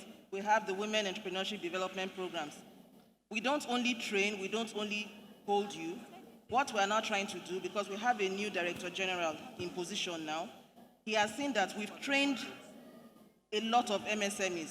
What next? What do we do next? So we are trying to float our own microfinance bank, so that when we train you, we know that we've interacted with you, we know your history, and we know everything. So we can now give you the funds and monitor and evaluate your business. Thank you very much. Thank you. All right, Mr. Michael, final words. I don't believe that money should stop women from pursuing their dreams and aspirations. If you wake up in the morning and you want to succeed, the only thing stopping you is money. Reach out to Sitiamo. We got you covered. Thank you. All right, they got you covered. Ms. Tega, you want to leave them with any final words? Okay, I would say that women should seek, and when they seek, they will find. Don't let anything hold you back. There's always somebody, there's always an opportunity, there's always an option to move you a step further, and don't stay stuck. So SMEDAN is offering a lot of programs for you. There are a lot of organizations that are offering training, support, information that can help you improve yourself and your business. Go find them and do them, and then you see how that it will improve you and move you towards your goal or towards your desired place in your business. All right, so seek knowledge and you'll find. Yeah, Mr. Pike, please. I want to talk about the mindset, and I want to remind all women in this house and elsewhere in Nigeria, you do not have to be in fashion to be in fashion. You do not have to run a fashion business to be a woman. You can also run a different business. There are a lot of women in fashion business, and I want to appeal to women. There are so many business opportunities out there outside the line of fashion. And secondly, maybe just leaning on what you said, please do not underestimate the value of knowledge. Once you have the knowledge, once you have the understanding on how to go about your affairs, the finances, they will follow automatically. Thank you very much. Thank you very much. Okay, so with that, we've come to the end of this amazing panel session. I'm very hopeful that you learned a lot.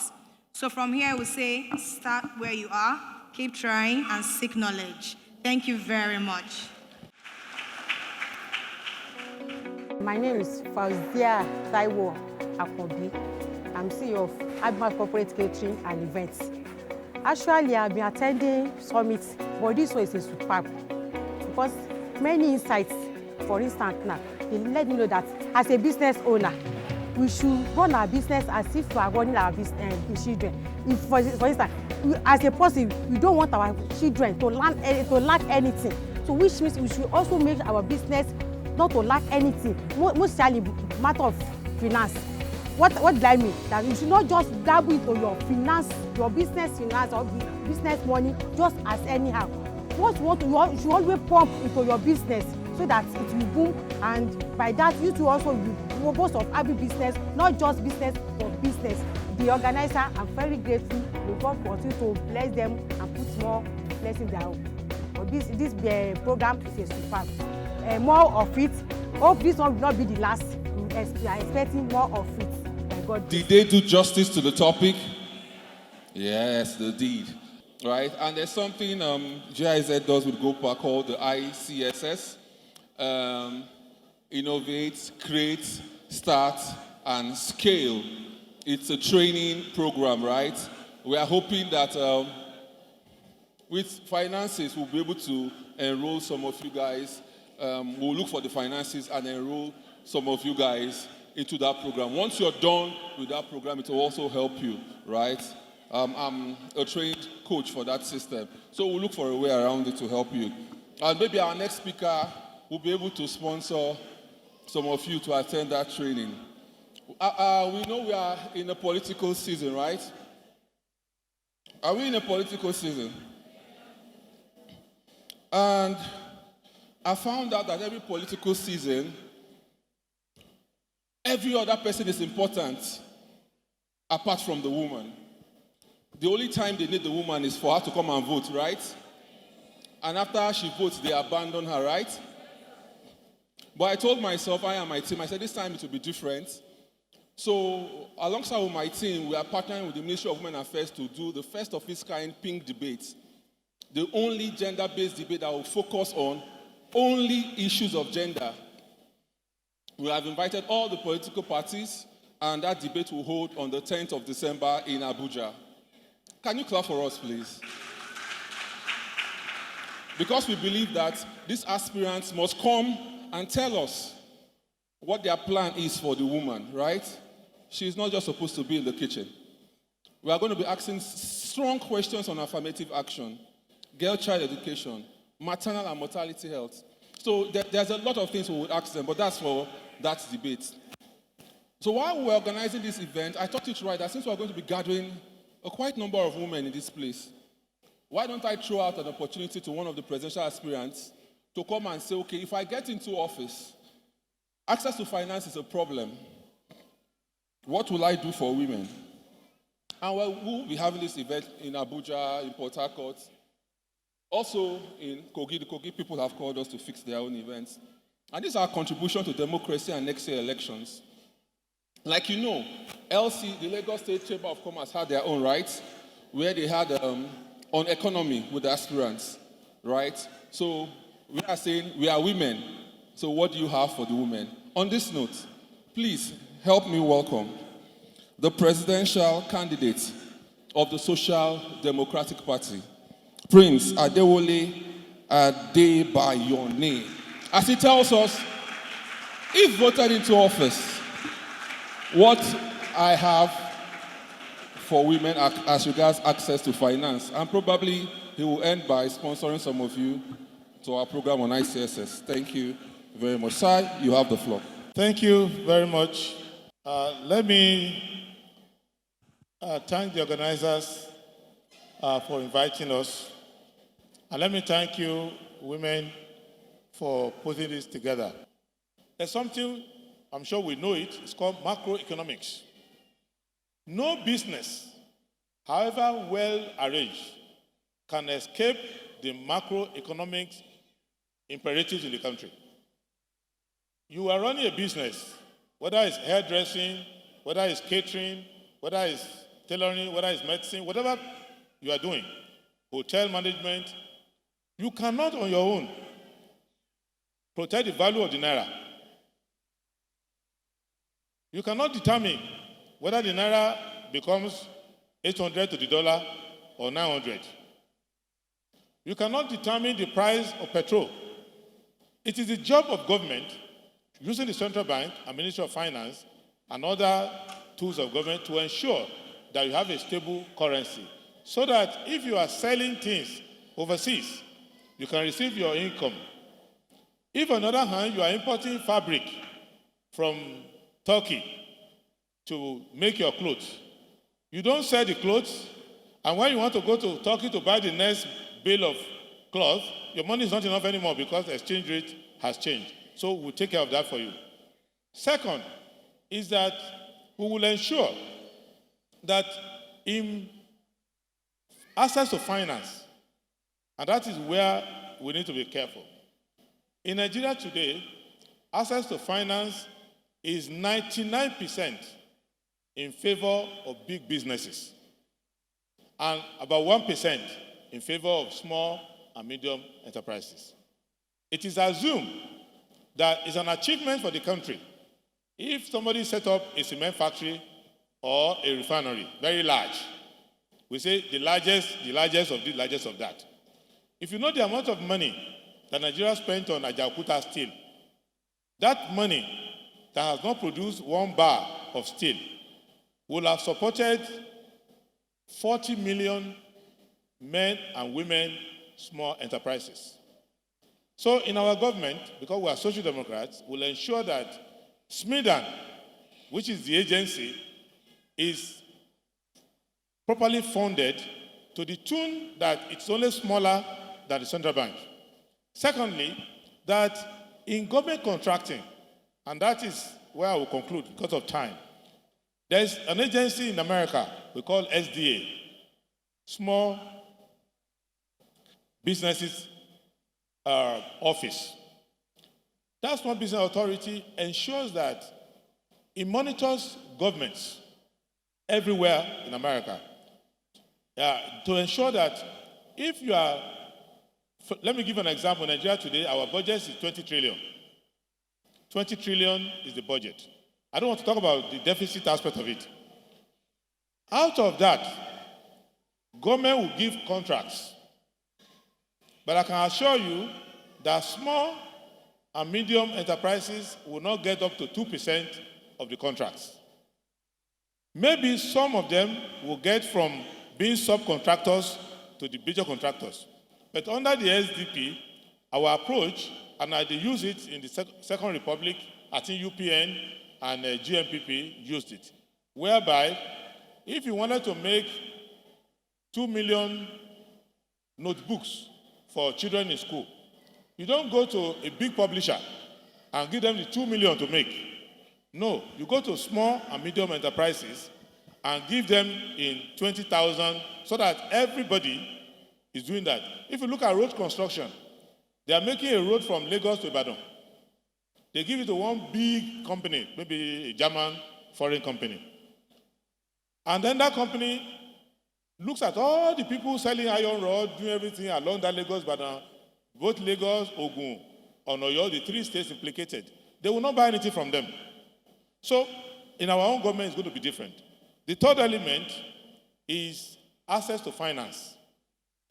And access to finance requires 3 basic things, and I will conclude. 1, you need a database. The government of your country needs to know that you exist, you live in Lagos, and you have this business, and you employ this number of people. That record is missing. That was why when they said they were giving money to businesses during COVID, they were just giving it to people who they knew. And the way government knows you in Nigeria, unfortunately, is you must be involved in politics before government can know you. If you are not a woman leader for the party or youth leader or something, they don't know you. So in our government, it will be different. Then you would have, once you open your business in CAC or any agency, there's a TIN code that they give to people now, tax code, tax number, tax identification number. In a properly run economy, that tax identification number is not only for collecting money from you, it is also for support to flow back to you. So, from a few years, I was away from America, and I found out that when I went back, I was getting a lot of letters in my box from the tax office. And they were telling me that there was COVID and there's so much money we are entitled to collect, and they have not seen me to come and collect that money. So they were writing lots of letters. So I believe that once our government knows the number of entrepreneurs through the Small Business Administration, you will be able to know how you are doing, what is happening to you, and why is your business, you have 5 staff before, why do you have 3 now, what happened? So that kind of intervention will be there. Lastly, and that will be the conclusion of it all, we will ensure that litigation, processing, anything that has to do with small business remains small. The earlier speaker here mentioned that you could go to Corporate Affairs Commission to try to register a business, and it will take you 6 months. That is even not as bad as when somebody owes you money, or your landlord wants to recover a premises, or anything. You cannot afford the lawyer, you cannot afford any of those services. So we want to ensure that there are something in England, it started in England long ago, I'm a lawyer. It's called Small Claims Court. And it has worked very well in Tanzania, because I advise business in Tanzania. If you are running a business and you are a tailor, and someone comes to buy clothes from you and doesn't pay you, or buys cement from you, doesn't pay you, or buys anything, you only need to write a letter by yourself, no lawyer required. You go to the nearest magistrate court. It's happening in Tanzania, and there are black people like us. You write and say, this person bought something from me, he did not pay me. The magistrate will go to their office where they work, or take their property and collect it and pay you. And none of them lasts more than 30, 35 days. So with this hastening and fastening of processes, small businesses will be able, in conjunction with other training that will be given, will be able to survive. And the target for the Social Democratic Party is that 60% of employment will come from small and medium enterprises. That way, they become a major component in the economy, and poverty will go away, because not only will the government be giving you better infrastructure and all of that, whatever talent you have, you'll be able to exercise it and grow it, and it may happen that many of the companies you see in the world today, Honda, Toyota, Mitsubishi, they started as small enterprises. Do you know that Honda, that produces your car, produces the aircraft, started as a bicycle repairer? So it is possible for small businesses in a good environment under a government like Social Democratic Party to grow into big conglomerate. Thank you. Good afternoon. My name is Rami Falaya. Mine is not so much of a question, but just to comment on something you said. You said, like, the government doesn't have a database of the people to know you exist. But I don't necessarily agree. As a matter of fact, I feel like we have a lot of duplicate functions, or a lot of duplicate agencies. You have the NIN, you have your BVN. Those 2 things alone is enough for the government to have a database, because now you can almost not get anything without your BVN or your NIN. You cannot get a cell phone, you cannot get a SIM card without those things. So we have it exists. The issue is they're not putting it to good use, to be able to actually access the data they require of people and then give the people what they need. That was number one. Number two, these are not questions, they're just observations based on what you said, because, I mean, we've had so many political seasons and a lot of politicians come and they promise a lot of things. My government would do this, my government would do that. I'm a citizen, I'm a tax-paying citizen, I'm very proud to say that. So when governments come and they say, I promise you I'll do this, I'll do that, we also need to put the onus back on the people. I'm not a politician, by the way, I'm a business owner. We also need to put the onus back on the people. How many people here actually pay their taxes? Because when you make all these demands of the government, do you actually fulfill your own responsibility? I'm not here to say that government is good. As a matter of fact, I actually think they've done a very bad job. But as a citizen, how many people actually go and pay their taxes, and then you can now beat your chest and say, you know what, I pay my taxes, and therefore, I think that I shouldn't be paying for me to be getting water, or paying for generator, or why am I generating my electricity myself? Why am I getting rid of my trash myself when I'm a tax-paying citizen? So when we are making all these promises, we also need to take the onus back on the people, on their own responsibilities to the government. Thank you. There are two things we need to understand. Data has classification and categorization. To have demographic data, to say, this is somebody's NIN, this is their BVN. For business administration, that's not enough. The Department of Business Administration goes beyond that. For example, if you walk up to Ministry of Commerce in Lagos State and say, how many tailors are there in Lagos State? You can't get the answer. That's what I'm saying. They can get your BVN, but they don't know what you are doing.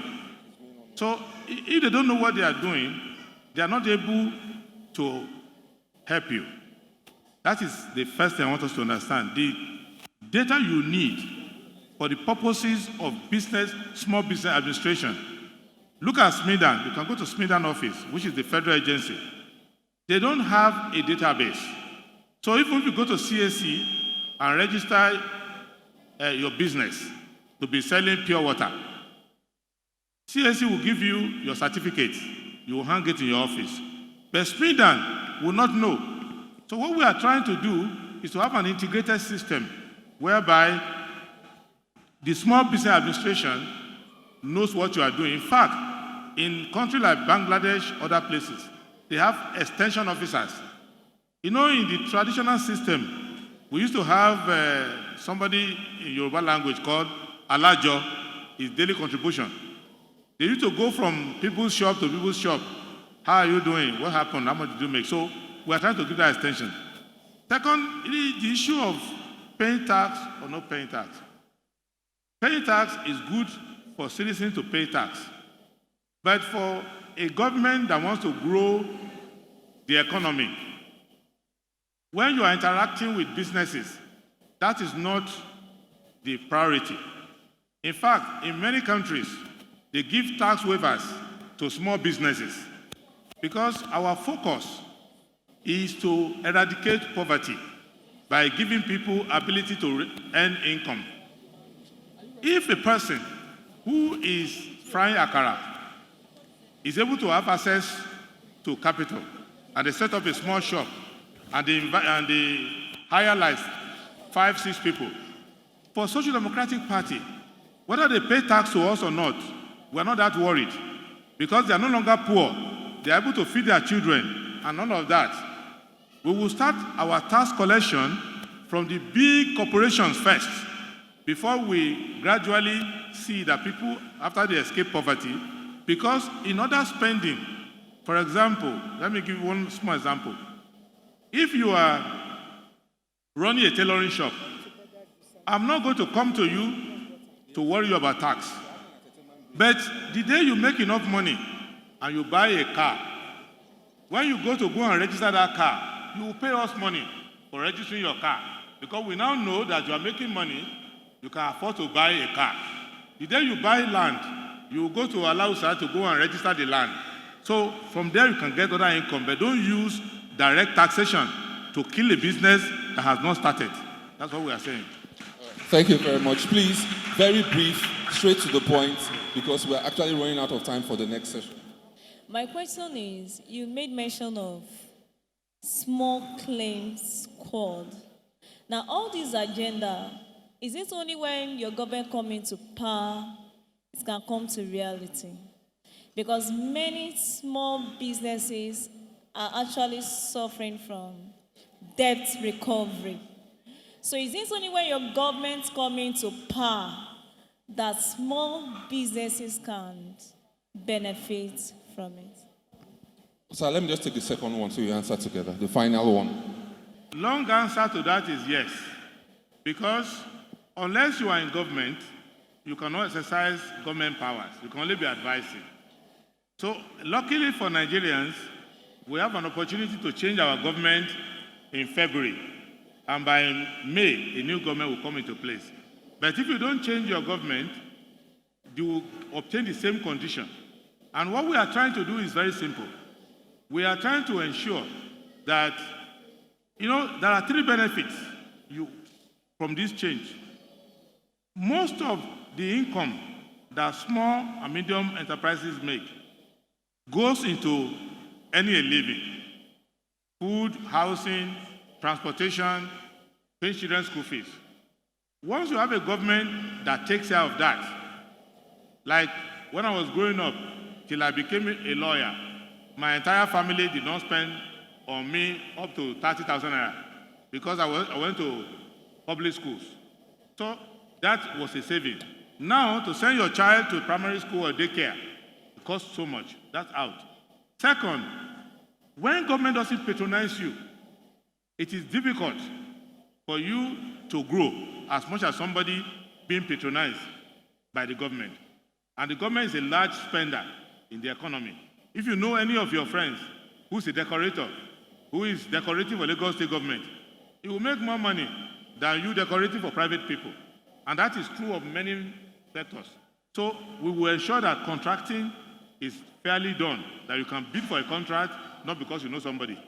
Thirdly, that you have long-term funding. Like the said that left before me, what they are doing is private contribution, private attempt to help. But that is not how the big men get their money. The big men don't get a loan where they have to pay in 1 month. They don't get a loan, no. The big men get a lot of support from the government. So they can take a 5-year loan, 10-year loan, 7-year loan, so they are more comfortable. So what we are trying to do is to bring this level of capital into the small scale level. And it's not that we're going to give you money to run away. The Small Business Administration Office has ways by which to monitor your business and over a period of 7 years. So imagine if you wanted to set up a nursery school in your neighborhood and you have a 7-year loan, you'll be more comfortable in your planning. And that is the kind of thing we're trying to do. Thank you very much, Your Excellency. Please, a round of applause for him. So let me just introduce someone to you. Yusuf, please. This is our Vice President.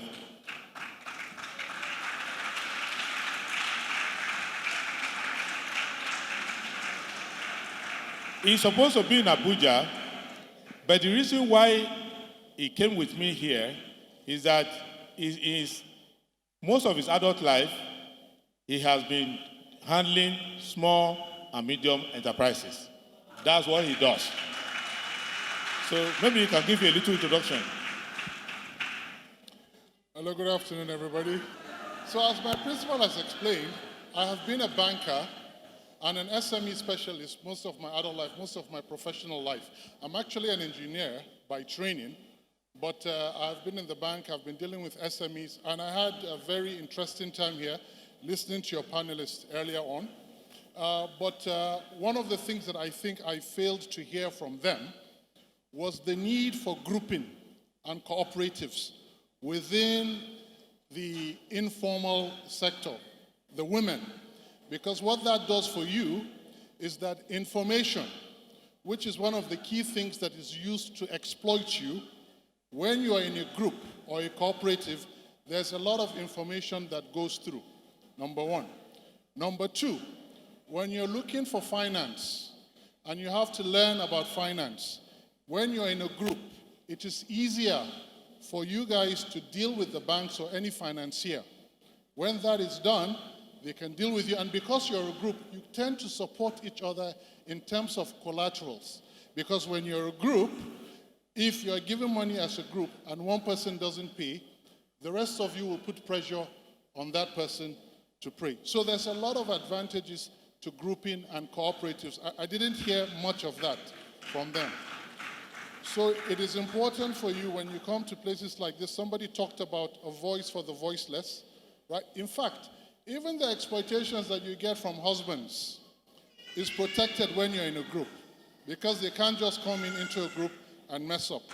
So the question that she asked about a voice for the voiceless, this grouping, these cooperatives, is really very important. So thank you very much for giving us the opportunity to be here.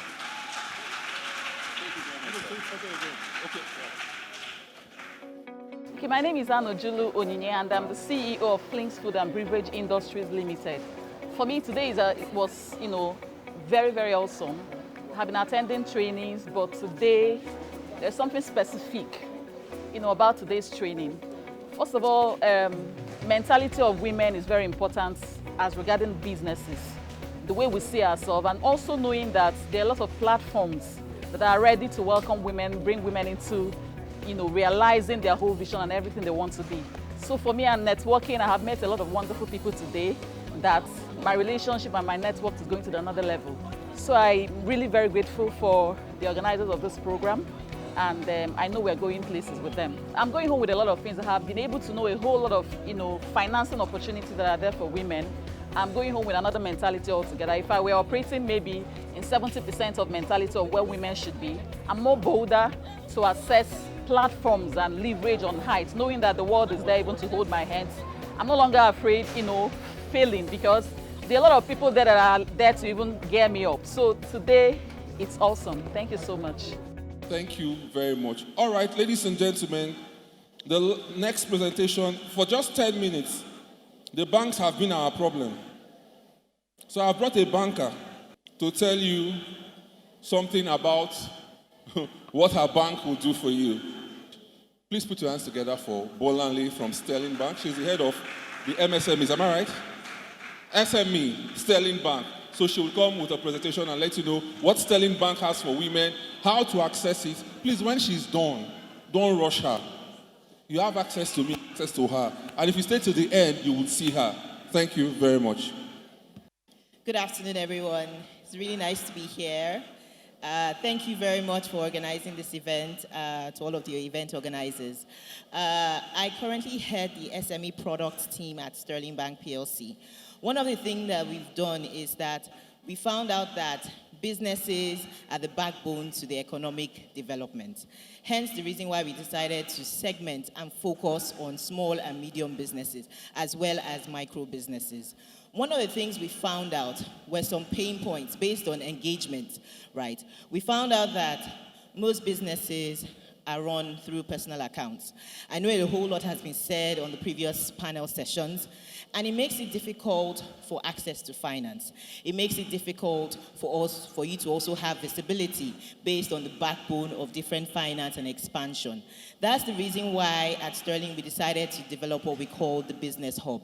What this platform actually seeks to do is to ensure that we're able to help and support businesses, right?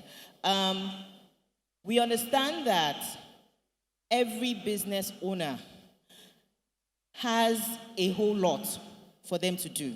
They need to plan their business, they need to organize their business. At the same time, you also need to do some other things around your household, and especially for women. We understand that this might be very difficult.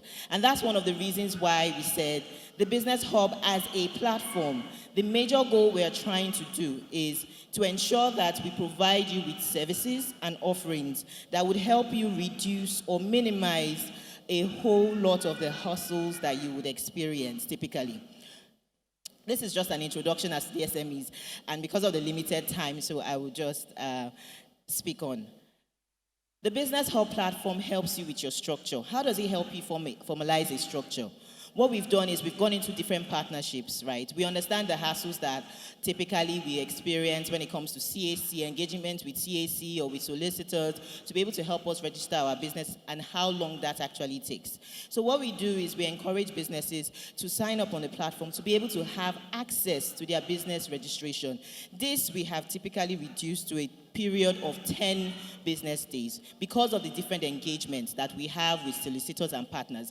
What we are thriving on is we're not doing this alone. We can't do it alone. We need all of the ecosystem stakeholders, right? And that is the major thing that we're pushing forward to ensure that we have partners and partnerships, attend events such as this, get feedback, and understand how better can we position ourselves to help business owners focus solely on making sales, making profits. Because what we've also found out that even in the structuring, you see people that perhaps they got into that business because of passion.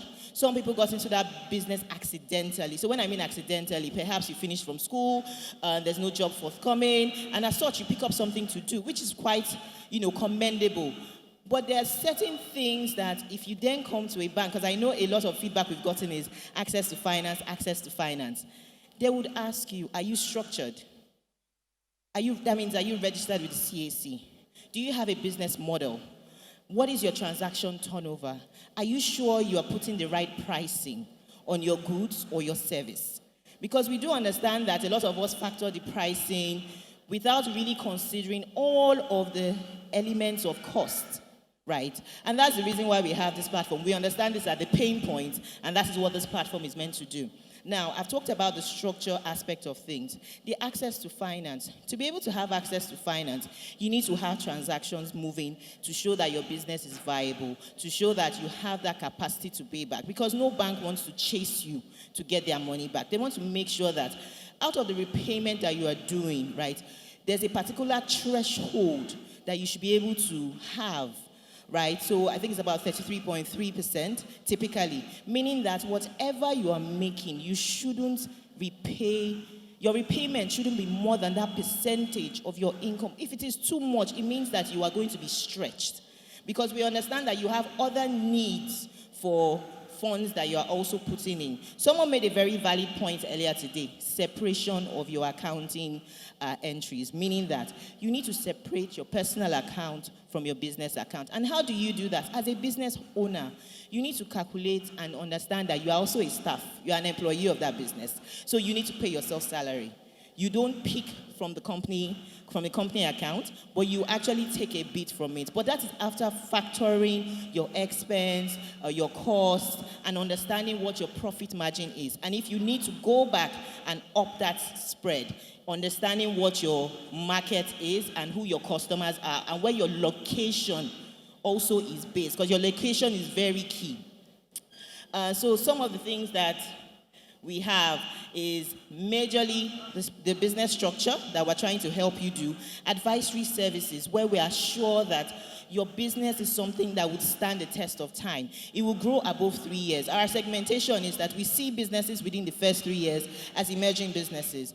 Once you've been able to expand past 3 years, we see that you're already growing, because it means that whatever profit you are turning is sustaining that business, making you pay for your employees or your perhaps, your rental space and the likes.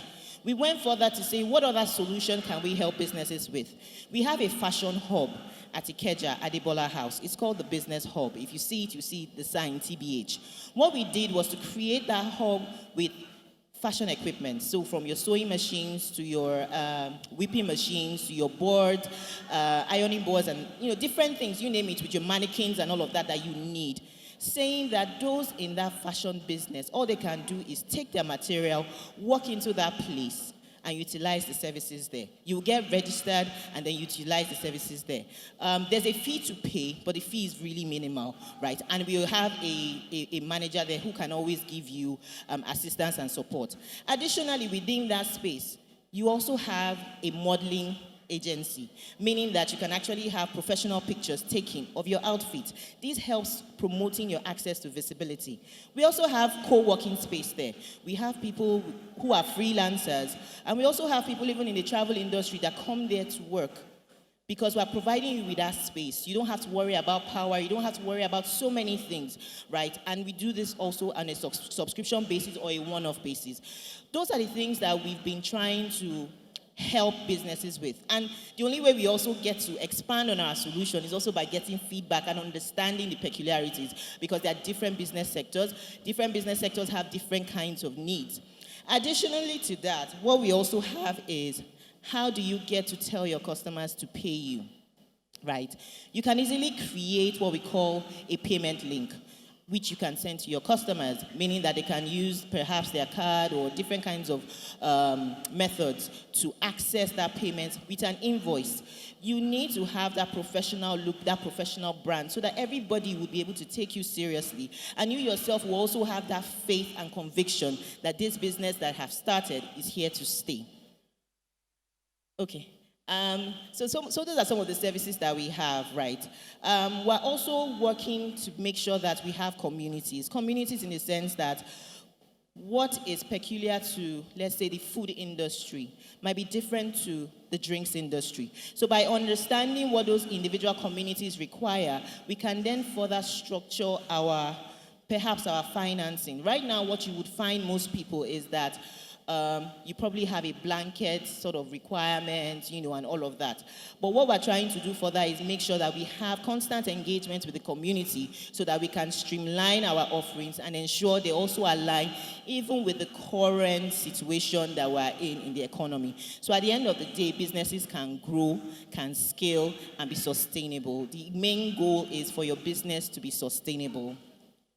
In addition to that, we also have different kinds of offerings. We have alternative power offerings, whereby you can easily subscribe for alternative power, meaning your inverters, your batteries, and all of that, so that it helps take the load off you and you don't have to worry about maintenance of a generating machine, worry about diesel or fuel, and all of those particular costs. While we might look at it as, I want to get an inverter and all this alternative power, the thing is that, number one, you're being kind to your environment, because we need to leave this place for the generations to come in a better state, right? So you're being kind to your environment. At the same time, your business is able to scale.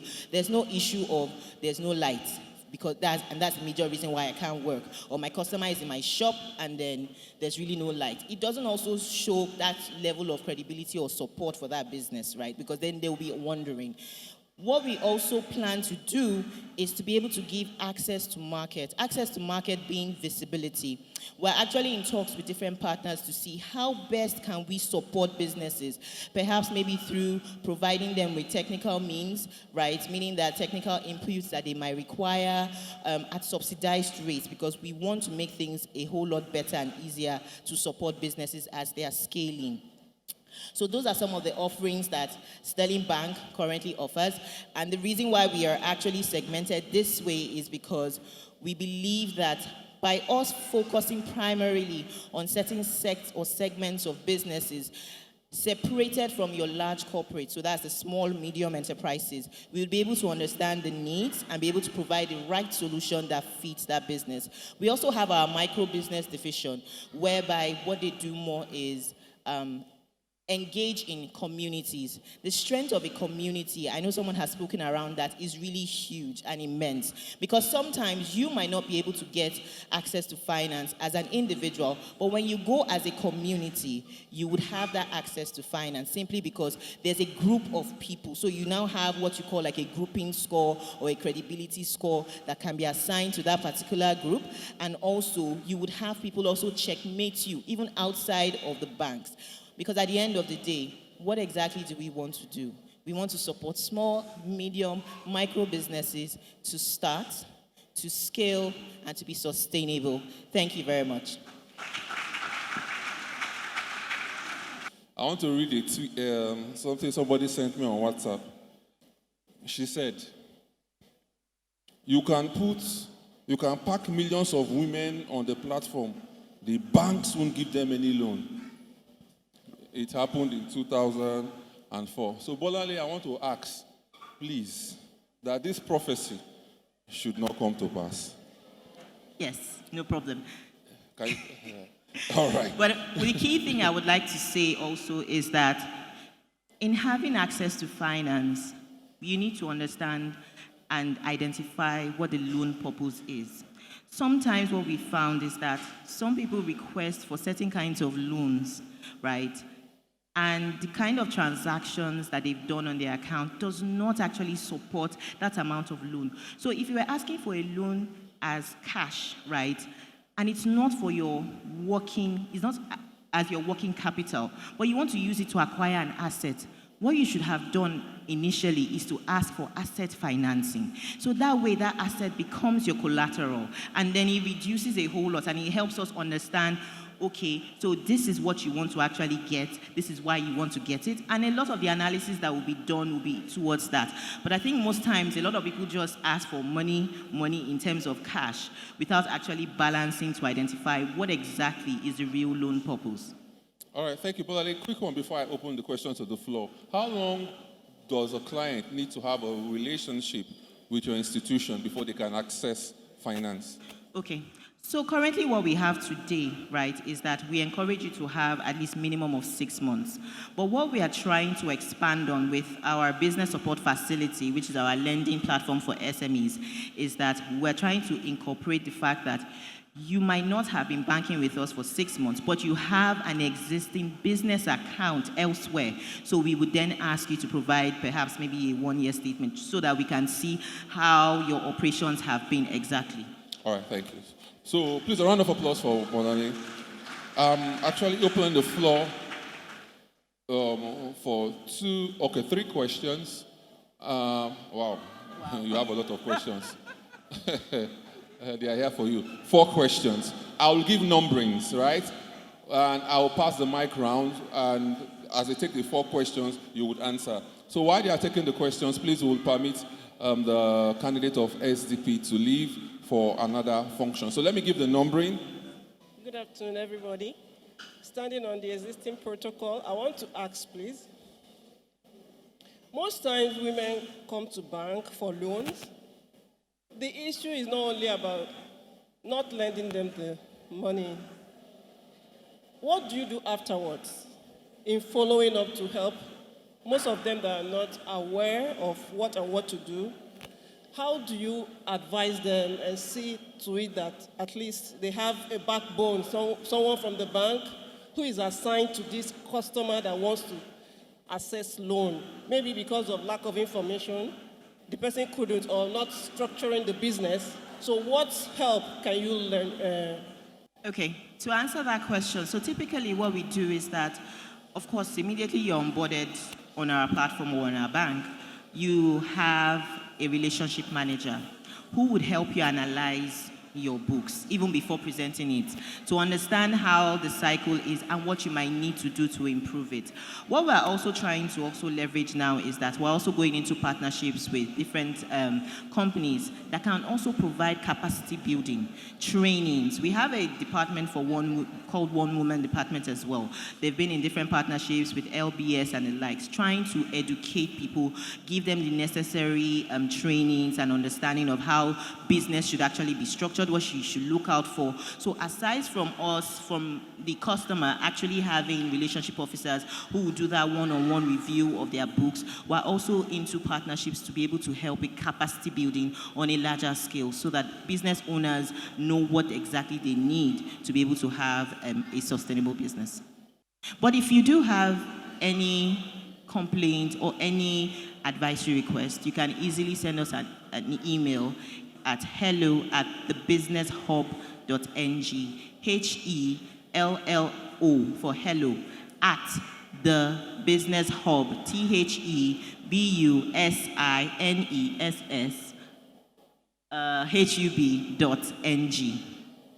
Thank you very much for the opportunity. Ma, please, I would like to ask for a business that is not actually a startup, because like you said, most businesses run their accounts on personal accounts. So for a business like that is just registering a business account and really needs a loan, is it possible to use the person's personal account, like 1-year statements, to get the loan or something? Because I don't understand if I have to, because I need 6 months to run the business accounts before I can access the business loan. And it's really a long time. So. Right. So in that scenario, right, where you have a personal account, we do have all these kind of personal lending facilities and personal options. However, if you do open a business account, right, what we can then now do is also review that your personal account to be sure the kinds of transactions that have gone in and out are majorly business oriented and doesn't have personal transactions, because once you start having personal transactions modeled up with the business transactions, it becomes a bit difficult for us to really project or analyze, right, what your turnover would be on that particular business. So we do have those personal lending facilities as well that can support you in the immediate if that personal account has been used not only for the business but both business and personal needs. So the transactional and credit turnover should suffice for that. I want to appreciate your presentation. It was quite enlightening. But my aspect of clarity I would like you to shed light on is on the assistance given through the business hub. Okay, I love the fact that you mentioned structuring of businesses, and you emphasize more on business registration. But I, for one, know that there is much more to business structuring than just registering the business. That do your bank give support in further helping businesses to be well structured? That's one. Then secondly, I also saw about the registration of limited liability for 47 naira. 47,000. Yes. Sorry, 47,000 rather. I would like to find out more about it. So these are my questions. Then I also want to add that with all that have been said today, there is need for Sterling Bank customers to know, because I'm just hearing this for the first time. So if there is a way you enlighten your customer more, if not for this kind of gathering, one may not know that you do all of this. So there is need. So this is just a form of feedback. Thank you. Thank you. Thank you very much for your questions and, of course, the recommendation as well, duly noted. So the first question around what kind of level of support that we also give aside from registration, right? The other support that we also give is the advisory support. We give that advisory support to businesses. Like I also mentioned, we're in partnerships. So those partnerships help us also to be able to introduce our community. We're building a community of business owners. We also have periodic webinars and events. I think it was last month that we had an event for SMEs that we had pushed out to everyone who had subscribed to the Business Hub as part of our community. It was hosted by Tricia Bees, giving insights into how to end the year with a good sales in terms of visibility, marketing, and different things. So those are the things that we do as well to support businesses in having them understand how do you get to move ahead. Aside from registration, now you are registered. How then do you have to structure your business? We also keep resources on our website as well in terms of how do you get to start a pitch, how do you get to do your business model canvas, understanding who your customers are, what the competitive market is saying, and how to be unique, right? How to differentiate yourself. So those are the things that we also do to support businesses aside from the structuring. The payment solution that I also mentioned is also available whether you are registered or you're not registered. It's also a starting point for businesses to also be able to aid their collection. Regarding the pricing of the limited liability, so the limited liability comes with business registration. What you'll be getting will be your CAC documents. You would also be getting a search report that would be that would aid the opening of a business account, so you would not need to pay an additional 10,000 naira, which is the fee that every bank charges for such reports. You would also be getting your tax identification number. Your first checkbook issuance would also be free. So those are some of the packages that we've put together. And you also have the accounts that will be open for you would have 0 annual maintenance fee for 3 years. So you would not be gaining any sort of account maintenance charges for the 3 years. While for business name registration, we charge 23,000, and you are still entitled to all of these things: tax identification number, CAC registration, search report that will support the opening of the business account that has 0 AMF annual maintenance fee for 3 years. So just by going to the Business Hub, www.thebusinesshub.ng, once you sign up, you can then request for your business to be registered. Thank you for the clarifications. My name is Bukola Adedeji. I'm a market woman. And Sterling Bank, people have really talked good concerning you. So that's why I said, let me just try it if it will work out. But it didn't work out. So I want to know the reason why. Being that you've explained so many things now, but in all those criteria, I've not seen what I need. Is there any other thing that make people to be qualified for your loan? Because I'm in a marketplace, and people that I met there, they explained so many things concerning Sterling Bank, and I tried it. I used my business account, in which I've been using for over a year. It has been functioning over a year now. So it didn't work out. I used my personal account again. It didn't work out. They said, I'm not qualified. I didn't meet their criteria. And there was an app they use called Spectre. I hope you are aware of that. Yeah. So that's the app we use. Yeah, that's for personal. So I don't know. I really want to know, because that very particular time, it has been like a month ago, 2 months ago now. I've been on it. In fact, that lady, that was a marketing manager that came to attend to us. She was the one that did everything. Not even ourselves. So she knew everything, but she was so surprised that why didn't I qualify to collect the loan? So I want to know what it entails. Thank you. Right. So it depends on a number of factors. And I think the best way for me to know in your own particular situation will be to get your details today, so that by Monday I'll be able to look into what was done, because I need to understand what type of business you are running, what sort of loan you were applying for, what amount you were applying for, what your turnover is, and the criteria that was given, and the reason why that loan was particularly rejected. So it would be nice to get your contact so that I can help you look that up. All right, thank you. Please a round of applause for Bolanle from Sterling Bank. My name is Yasira Hassan. Then I'm an event decorator, so I came here to learn about finance, how to access finance for my business, how to collect grants, and how to collect loans from banks. In 2 minutes' time, Mariam will be joining us via Zoom from, I think, Côte d'Ivoire, right? She's the head of AFDB Afawa Fund. If you don't know anything about Afawa Fund, go and read about it. It was set up by the African Development Bank to try and mitigate the $42 billion gap in financing for women.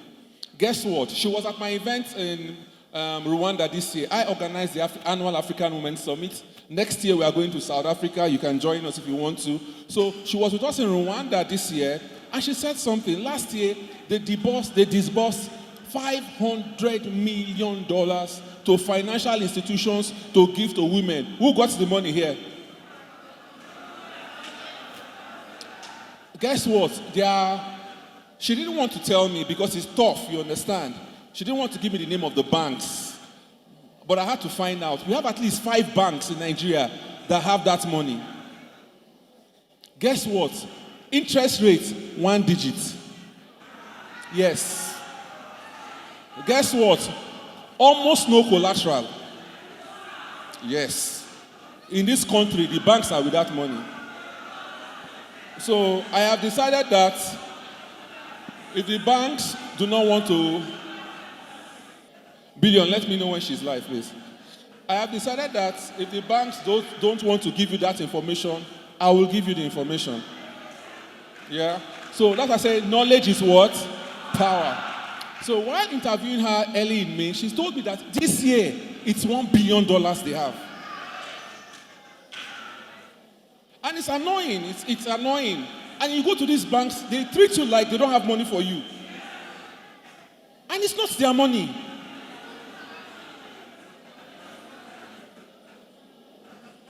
This money is meant for women. I asked her, well, she would speak to you herself. She will tell you, can we be one house? She will tell you what the banks are telling her are the problem that you people have, that they cannot give you the money. Now, understand that 1 billion is the whole of Africa. It's not just for Nigeria. Understand that. But a huge chunk will come to Nigeria, right? Union Bank, do you get that money? You answer, oh. Do you get that money? Okay. Sterling, I don't think Sterling gets the money. Where is Sterling? Where is Sterling? But I have 5 banks that get the money. I wrote to all of them to come here. I've not seen them. I wrote to all of them to come. I've not seen them. But they will cough out that money. It's not their money. The money is meant for women, right? Yes. Yes. And as long as you have the structure, you have the systems, you have everything in place, you will access that fund. Do you agree with me? Are you with me in this fight? Are you sure? All right. Thank you very much. So join the WhatsApp group. Good afternoon. Yeah, we can hear you. So you can speak, ma'am. Speak, ma'am. You can address us. We can hear you. Okay, so to deliver the message? Yes, you can deliver the message. They are watching you. Okay, great. Thank you very much. So good afternoon to all. My name is Mariam Esther Dasanu, and I am the manager for the Affirmative Finance Action for Women in Africa, which is an initiative of the African Development Bank to help facilitate access to financial services for women entrepreneurs on the continent. Before I go into what the initiative does, let me plant the decor for you. Africa today faces a very interesting challenge in the sense that we have about 10 to 12 million young people that enter basically the workforce or that are in the age to work every year. However, only 3 million jobs are actually created, which means that on a yearly basis, we need to actually create 7 to 9 million jobs per year. This challenge, of course, is compounded by a series of other issues. Of course, COVID is still ongoing. We now have the looming food crisis that comes with the Ukrainian-Russia war or crisis, therefore compounding the challenges for the continent and also impacting our growth. However, the SME sector, the small and medium enterprise sector, is actually a strong, if you will, element to making or changing the tide for us on the continent, in the sense that we have not only the largest number of SMEs, but most importantly, the largest number of women-owned enterprises on the continent. Africa is known to actually have 1 in every 4 women being engaged into some form of entrepreneurship or another. We also know that when women are supported, they have the capacity to grow these businesses and create jobs, which are so critical, again, for the continent, and therefore, which is why I started with that. Now, based on all these facts, the African Development Bank developed the Affirmative Finance Action for Women in Africa, an initiative that aims to support women in accessing the resources that they need in order to unleash their entrepreneurial capacity and therefore, again, create jobs. SMEs are known to create jobs, and women SMEs also have the capacity to create the jobs that are needed. We also know that women face a $42 billion gap on the continent in access to finance, and those for a number of different reasons. The first one is the fact that financial institutions often do not understand the women's market. Similarly, women entrepreneurs have a tendency to self-select themselves out of financing because of their lack of understanding of the financing sector, as well as the lack of historical financial data that enables financial institutions to make a decision to provide credit. We also know often that the enabling environment is unfortunately not conducive enough because of unconsciously biased laws that cause women not to be able to access finance. The collateral issue is one of such laws, right? Very often, we say that financial institutions ask and require collaterals or guarantees that women don't have. But what we do not understand is that this is a regulatory requirement of the financial institutions. And by requiring that financial institution ask for property or land titles, automatically we're citing 50% of the population because that's exactly what they don't have. So based on all these challenges, AFAWA therefore uses 3 pillars to deploy its work. The first one is creating financing mechanisms that financial institutions can leverage in order to lend to women, as well as enable them to access the non-financial services that they need. The way we do that is by providing investments into financial institutions. So note the importance here of commercial banks, mesofinance institutions, microfinance institutions to some degree, as well as impact funds or investment funds.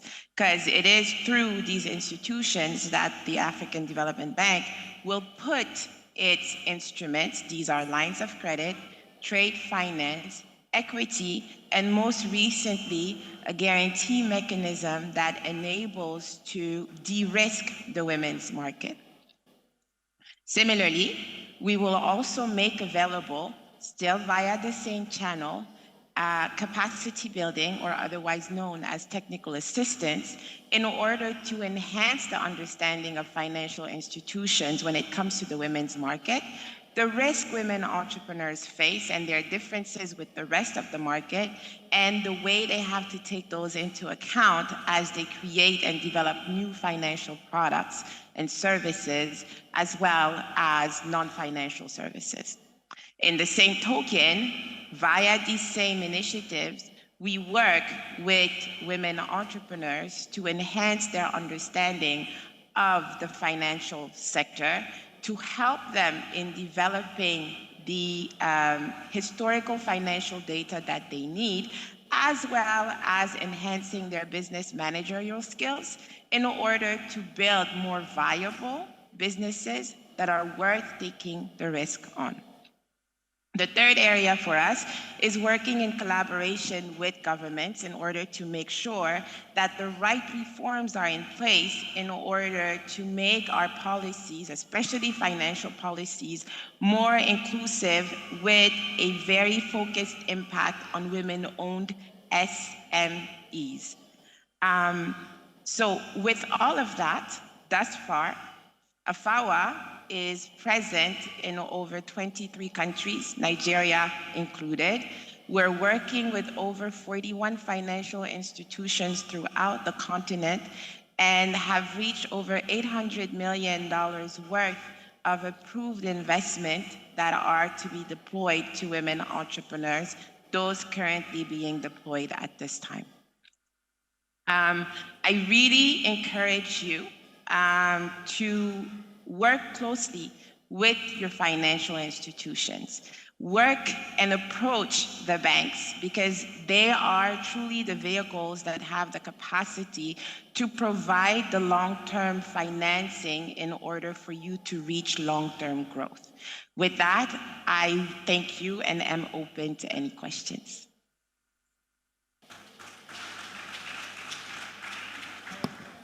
Thank you, Ma. Can you hear me? Can you hear me?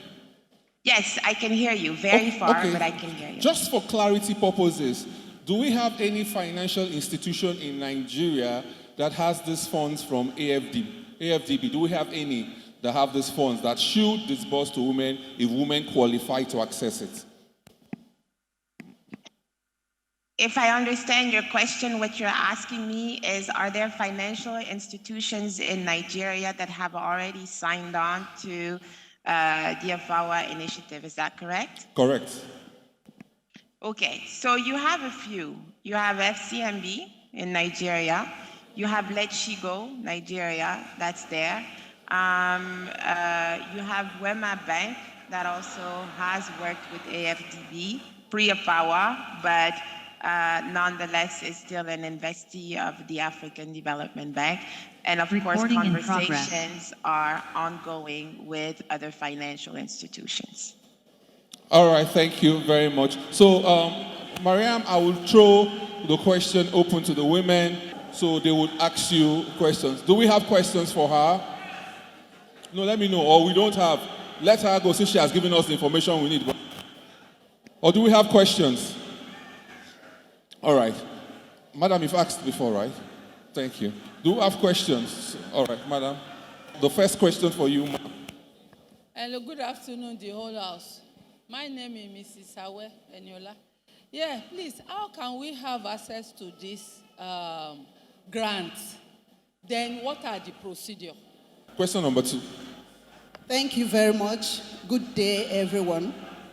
Okay, I so much appreciate this session because I believe orientation is very important. People understanding how to access finance and what they need to do to be able to do that. So I commend the organizers. Now my question goes to our last speaker because it's very easy. You know, before the coordinator or the moderator invited her to speak, he said they give this loan at a single digit. So my question is this: if this loan, they are coming from you at a single digit and they walk through the bank to give it to women in business, how come by the time it gets to the women in business, it turns back to almost a commercial loan? Because I have experienced that and it wasn't funny at all. And the funny thing is that they don't give us access to them to be able to really confirm from them that what the banks are telling us is the truth. So it's a big challenge that we do hope we are getting help from these institutions who are ready to help women in business. But at the end of the day, it now looks like a scam. So I would like her to address that. Thank you very much. All right, I can even help you a bit on your question while we wait for her. And trust me, I'll send that question to her. You see, banks have different facilities for women. The one with AFAWA is a special purpose vehicle. You might be applying for a loan, for a business loan for a woman. It might not be the AFAWA loan. The banks will not even tell you about it. Are you getting me? Oh, no, Union Bank, I'll get to you. Okay, Union Bank said he will answer that question. It's like Union Bank collects the money from AFAWA. Union Bank is here. So he will answer that question. Question number 3. Okay, she's back. She's back. So, ma'am, can you hear me? Yes, I can hear you. So, madam, you have 2 questions, and I'll read them out to you. After that, I'll take the last 2. The first question was, a lady was asking, what does she need to access the fund in the banks? What does she need to do? And the second lady said that in accessing those funds from the bank, the interest rate skyrockets from single digits to double digits. Are you aware that's what the banks do here in Nigeria? Thank you. Can you repeat the first question? I got the second question on the interest rate, but what was the first question? The first question was, how does she access these finances via the banks? What does she need to do to access them? Okay, thank you. So in order to access the financing, you need to go to the bank.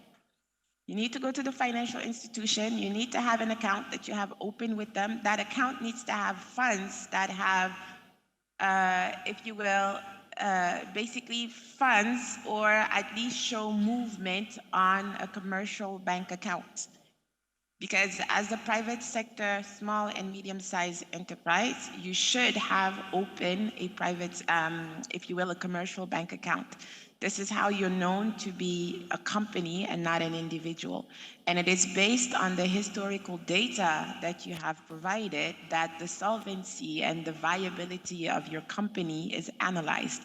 Very often, that's one of the major reasons why accessing credit is difficult. So that's the first thing. In order to access the funding, you go to the financial institution. Now, it is important to note that you will not see a FAWA or anything of that sort. What you will see is the fact that, for example, FCMB has a program called She Works, right? So that's their program for women-owned enterprises. The program is supported by the African Development Bank, as well as other multilateral development institutions, by the way, but nonetheless supported by the African Development Bank in order to, enhance access to financial services for women-owned enterprises. So that's the starting point. As you go through and as they see the historical data, this is how they will base their credit decisions first and foremost on. The second thing will be whether basically you have the repayment capacity, right? And a certain number of things will be taken into account, i.e. collateral, and they, with the support that we're giving to financial institutions today, they should be able to facilitate, if you will, the requirement on the collateral levels that they are asking you. If there is capacity building in order to strengthen your financials, then they will work with you on that. Now, in terms of the interest rates, I think it's important to understand, similarly, just as I said it earlier, when it comes to collateral being a requirement, the interest rate is not something that financial institutions alone Question 3 and 4. Recording in progress. And I think that's a very important point for all women entrepreneurs to take note of. My last point is also making sure that you're approaching the right financial institution. Very often, we hear women entrepreneurs telling us, you know what, we've gone to financial institution and the interest rate is very high. But what we find out is that they're actually speaking to a microfinance when they should be speaking to a commercial bank. If you have a certain size as an SME, you no longer should be operating within a microfinance. You should be within commercial bank rate, because the way they will measure the risk, the kind of lending they will give you, and the kinds of terms that will come with it will be completely different than what you will get at microfinance level, where again, here your interest rate is also calculated very differently because you're a different type of entity. Your risk is seen also very differently. So making sure that, one, you have a very good understanding of the kind of business that you are, the kind of financing that you require, and who is the best financial institution to provide it to you is critical. Second, you understand also that you have to create that journey with the financial institution. Without the historical data, it's very difficult for a financial institution to actually make an educated credit decision and therefore take the risk on you. And that often is the challenge that we find with a lot of women entrepreneurs. Can you hear me, Ma? Can you hear me? I can hear you. Just clarification purposes. What is the interest rate for this finance from AFDB? What digit? There is no set interest rate, at least not on our end, because it's not set at our level. It's set at the market level. And then, based on the market level, depending on the financial institution and on the risk that the company comes with, the interest rate will be decided. So the interest rate is definitely not set. We have no way of telling a financial institution to use an interest rate versus another. We would be distorting the market if we did that. Let me rephrase that question.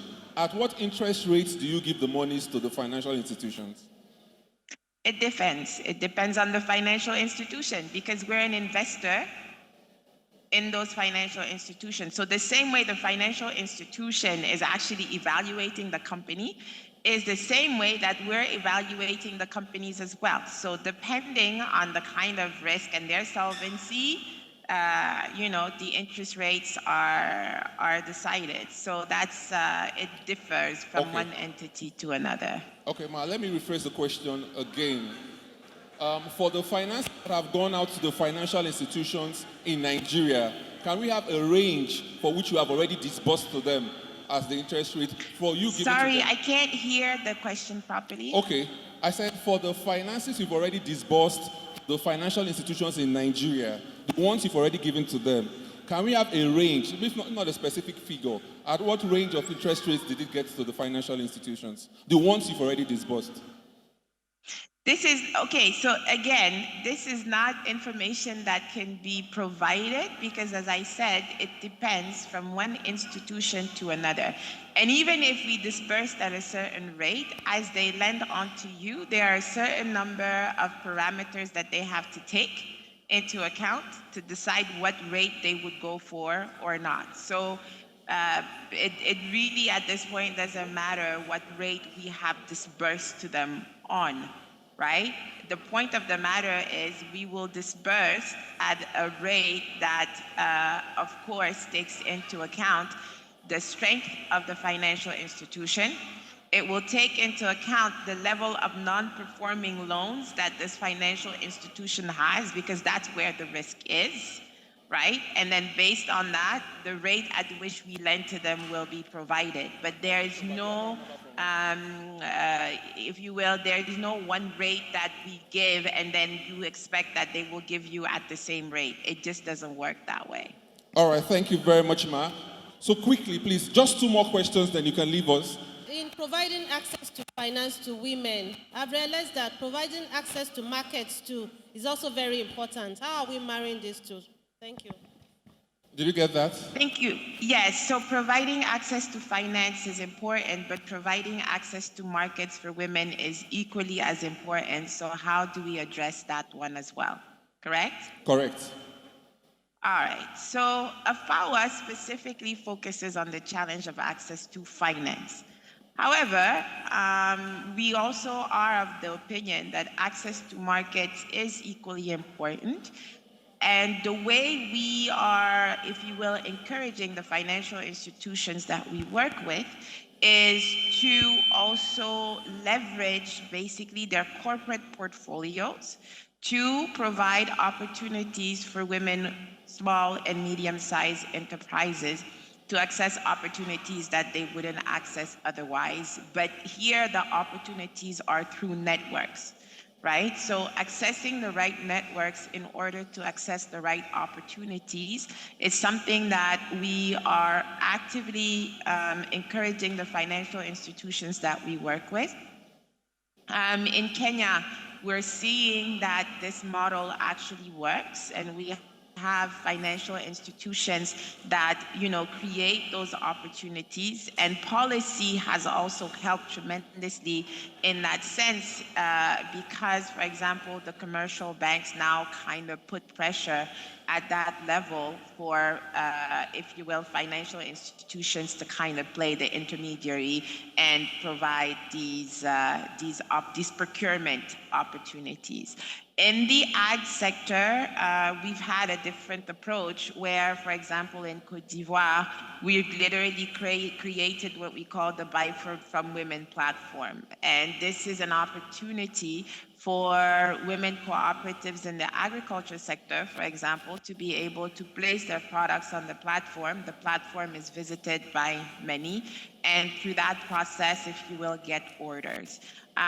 We also have, if you will, partnerships with the likes of WeConnect and the likes of SheTrade, who are more specifically focused on access to markets, and basically through those partnerships are able to link some of the women entrepreneurs, beneficiaries of the AFAWA program through financial institutions, are also linked with those institutions so that they can get opportunities to access markets.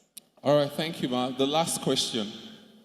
Thank you, ma'am. I'm Mary Jane Ilozo. Please, I would like to know if there is any way you monitor the fund? And is there any penalty for banks that don't do their job as expected? If there is none, I would suggest there should be a body that will be monitoring to make sure that this money has its value as expected and reaches to all the people who are really down. Women, many women are down. They really want to get up. So we are really banking on you. Thank you, ma'am. Okay, so let me start with the last question and then answer the first one.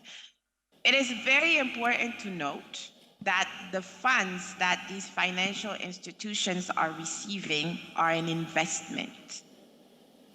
You understand? So it's a loan that we're giving to the financial institutions, and they're using these funds to basically lend to you. So the financial institution, in a way, purchased the money in order to lend it to you. So in terms of penalties, I think, they have to repay the loan at the end of the day.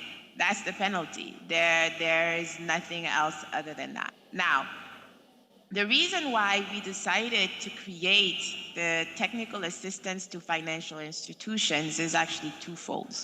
The first, of course, is to understand or to help them understand the women's market. The second is to help them to create products and services. Now, it is within those products and services that we have the capacity to monitor what is going on within the financial institutions. When they sign on to the technical assistance, they have actually a target to meet, right? So there is a very constant, if you will, monitoring and evaluation exercise that goes on. And similarly with the investment. So when they come to request for the investment, there is a carve out for women-owned SMEs, and they present the pipeline. And it is based on that pipeline that we therefore are confident and comfortable enough into giving them the loan, right? Of course, that pipeline is just indicative. It is expected to grow. And ideally, the utilization of the line is also a way by which we monitor. So an example, if we gave, I'm just throwing out a number out there, $15 million worth of a line of credit, we expect that $15 million worth to be utilized for a number of women-owned enterprises. If we were to turn around and find that the $50 million were divided in 4, there would be an issue in this particular case. However, it's a catch-22 because at the end of the day, the financial institution is just expected to repay their loan. That's the first point.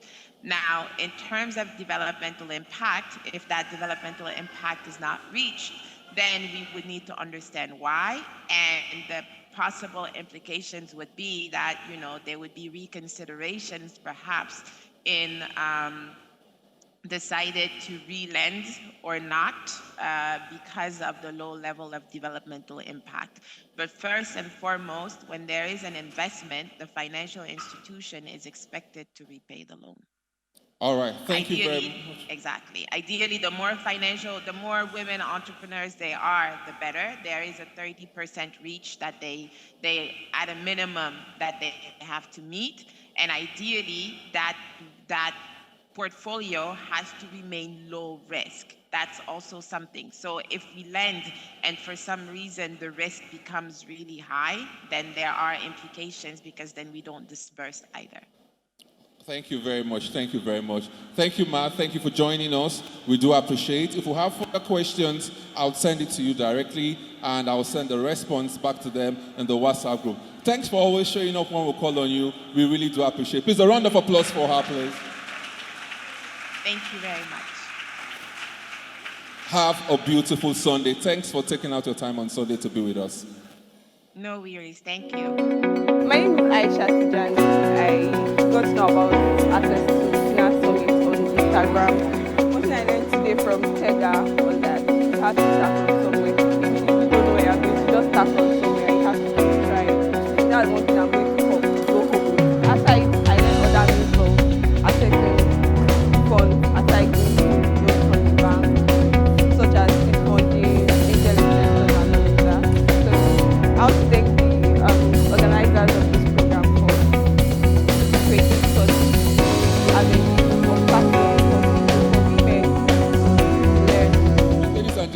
let's welcome Mr.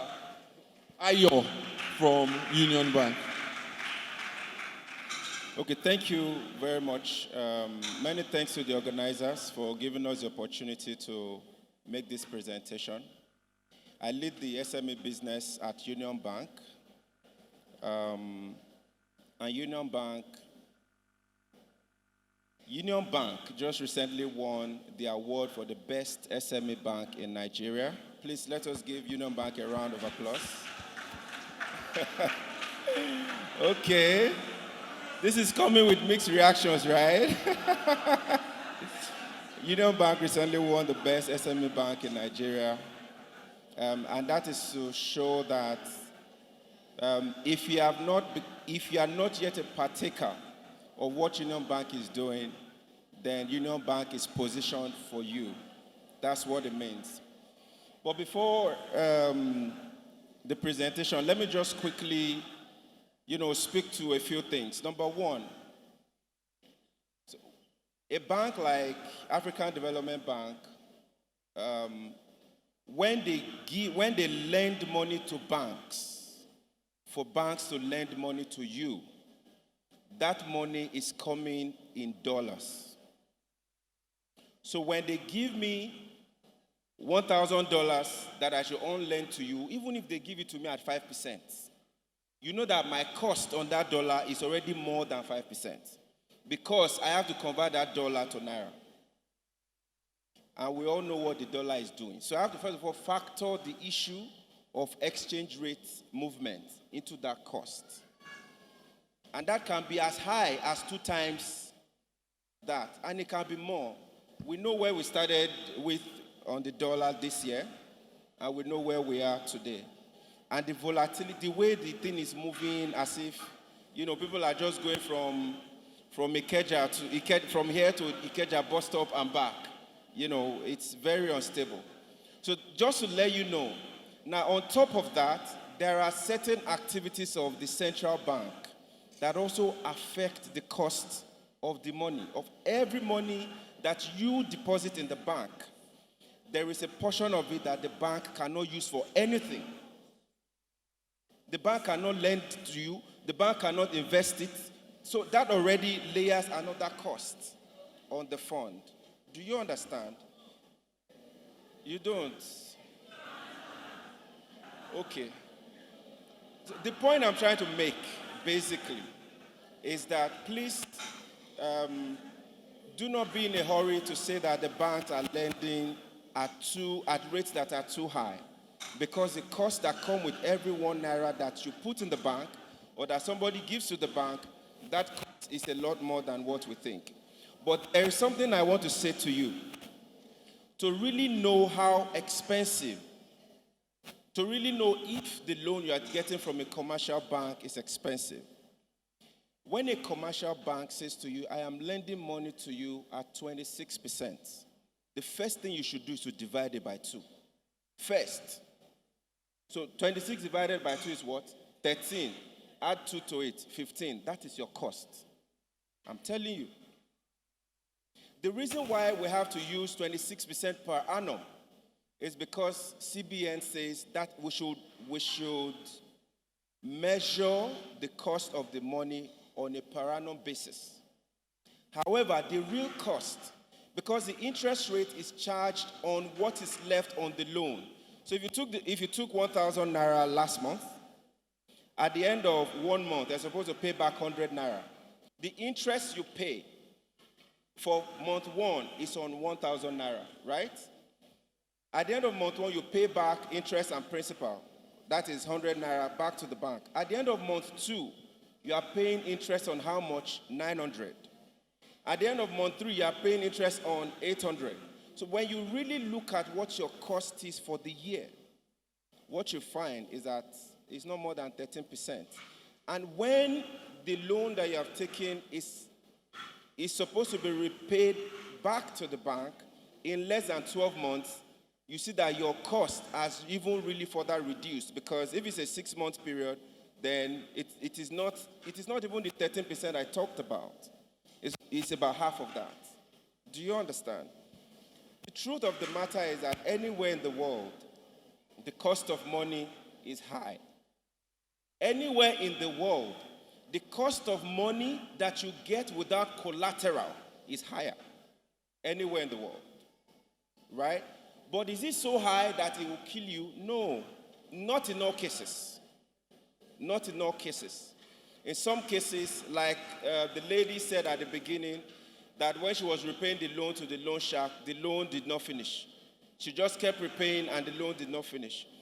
But that is not the case with the bank. A lot of people have spoken about how we should prepare our businesses for loans. This is so important. Do you know that the money that you want me to lend to you is the money that she gave to me to keep for her and pay interest on top? Should I say that again? The money you want me to lend to you is the money that she gave me, she kept with me, that I should pay interest on top of it, and anytime she comes to the bank, that money must be available. Now, if I give you the money and I do not check, and I do not check that you really can pay back the money, and then NSAS happen, or which other one happened? COVID-19 happened.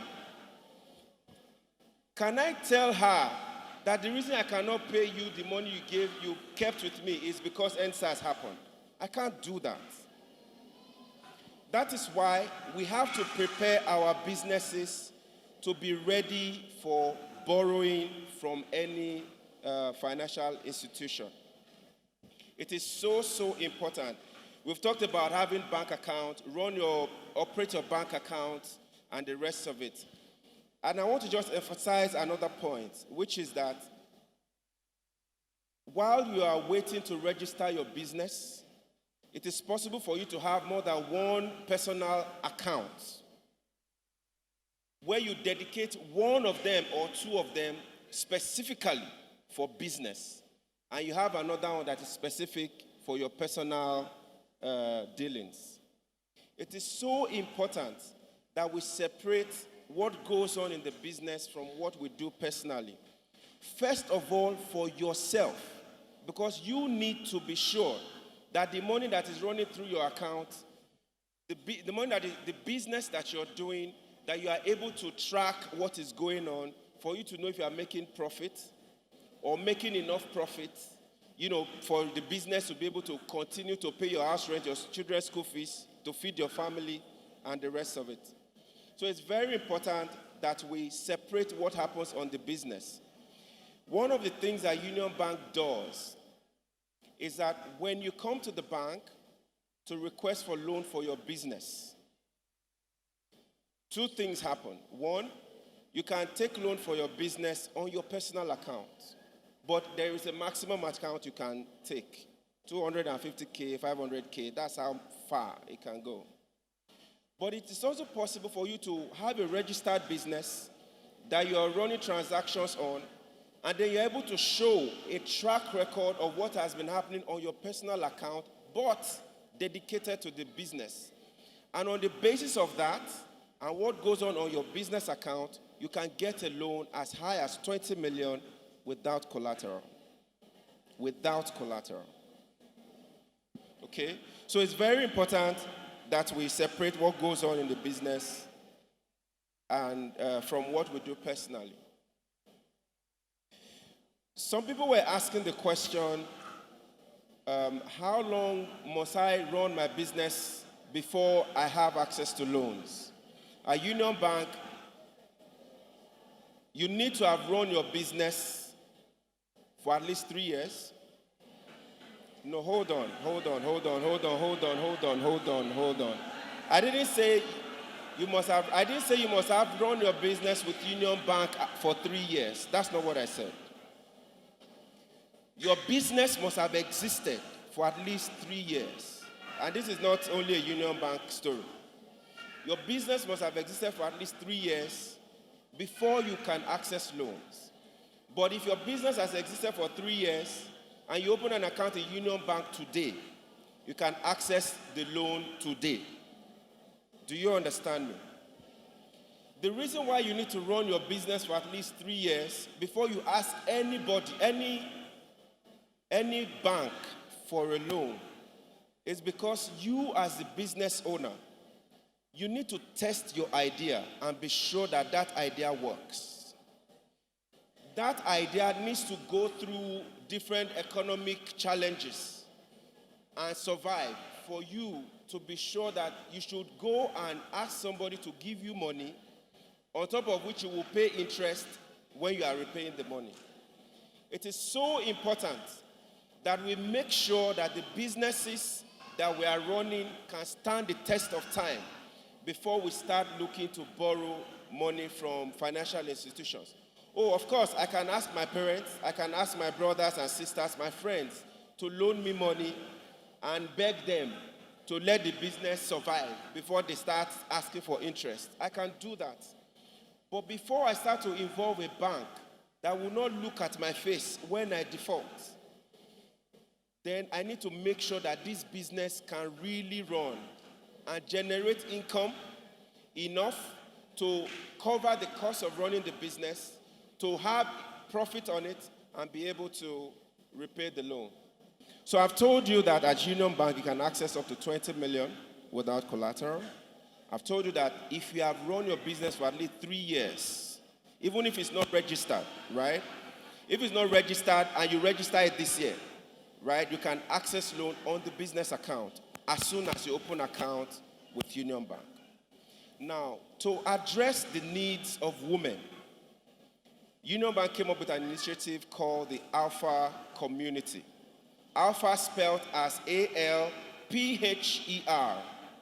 A-L-P-H. If you check online, you will see Union Bank Alpha there. What Union Bank has done, understanding the need of women, is to say that beyond just the business, lifestyle is an important thing for the woman, right? So to address the lifestyle needs, what Union Bank has done is to create that community where we can get mentorship, we can get coaching, we can get discounted healthcare packages, we can get, of course, access to loans, and a host of other things. And you can join the Alpha community. Check alphawoman.com, and you will see all the things that you require to be able to join the Alpha community. Union Bank is very sensitive to women, and that's why we have created this specific product. We have somebody who is responsible for this particular product. She couldn't make it down here today, and that's why, I'm having to do this. But altogether, please understand that your financing needs can be met in the bank, but you've got to prepare your business as a beautiful bride for any bank to support it. Thank you. My name is Uju Mbanefu, because I needed something like this for a long time. I enjoyed every bit of the experience here. I learned a lot because I have a business that I started up about a year ago, and I needed to know how to go about structuring it, which I learned today. So it has been very impactful to me, you understand? And I've learned that I should be consistent, Consistency pays. That's my take home. So on my little business, my little MSME that I started, I learned that I should be consistent, and it pays off. Ladies and gentlemen, make welcome Uchechi as she comes up to moderate this very important panel session. Please clap for her, clap for her, clap for her, clap for her. Good evening, everyone. We are here to discuss with you alternative financial options for women-owned businesses. I think we deserve a clap before we come here. Because normally, whenever we hear about starting a business, our mind will go straight to getting a loan. Join me to welcome the first person on the panel, Mr. Philip Mado Abuchi, the director of Fundbox. As he comes to the stage, let's give him a wonderful hand of applause. Also on my panel, the only lady, the only woman that will be joining us this evening is Madam Comfort Aruosa Odenwigwe. She is the CEO of Deal Room Nigeria. I wish you know where D Room is. This is a platform where people come to pitch their business and they have access to get investors into their business. So I think she deserves another hand of applause. The last but not the least is my brother and my friend. I call him Coach Edward because what is inside the head is too much. He's also an entrepreneur and a business startup coach. These are the people I will be working with in the next 20 minutes to tell you of available options to raise funds for your business. Thank you. Good evening. So when I said that this panel is the most important panel for this event this evening, I'm sure many people will be wondering why. Because recently, according to a release from the Credit Bureau Association of Nigeria, it is only 4% out of the 40 million people that go for loan in a bank that are able to get loan. Is it not alarming? Out of 40 million is only 4%. So if 58% of the people of the 4% is women, it means that a lot of ideas, a lot of things that would have changed the world bettered by women couldn't see the light of the day because we cannot access finance. So without wasting our time, I will be starting with Mr. Edward Esiene. He is a startup coach. So I want to know from him if there are other ways organizations can raise funds for their business apart from going for a loan. Mr. Edward? Okay, thank you, Uche, and good afternoon, everyone, and good afternoon to my co-panelists. So the thing is, the principal way of finding a business that most of us know is loan. But our session today is on alternative funding. So let me say it in a way some of us will be able to relate. When loan no dey, if bank no give me loan, or if I no qualify for loan, what are my other options? What are the other things that I can try out? You know, if in the case maybe a Union Bank doesn't want to give me money, or a Keystone Bank, or a Sterling Bank. Again, they said some of it here. Principally, we know there is grants, right? How many of us have collected grants before? That's alternative funding. There is also maybe a bit of equity. There is family and friends. There is angel investments.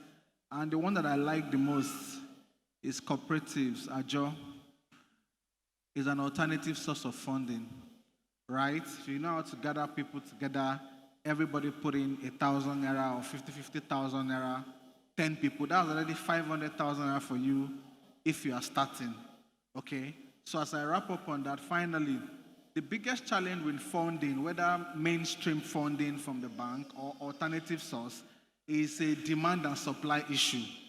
We must, as business people, as entrepreneurs, know that there is a supply shortfall. The amount of money we all need in this country to do business is not available. So for instance, as a collective, let's say, I don't know the exact number, but there's a data to that. Let's say we all need 100 billion naira. I need, Comfort need, he needs, everybody here needs money. If we put in our request for 100 billion, the financial institutions only have maybe 20 billion. So the money we day is not enough to go around for everybody. That is one of the big issues we have. Thank you. Thank you so much, Mr. Edward, for that. Mr. Philip, I'm coming to you before I will come back to the lady in the house. Yeah. All right. As the CEO of Fundbox, the organization is known for being good in creating awareness about funding for businesses. Yes, ma'am. So I would like you to tell the audience what you have for women in your organization in terms of your advisory services, your documentation, and your trainings. All right. So, good evening, everyone. Funding for everyone is important as long as you're in business.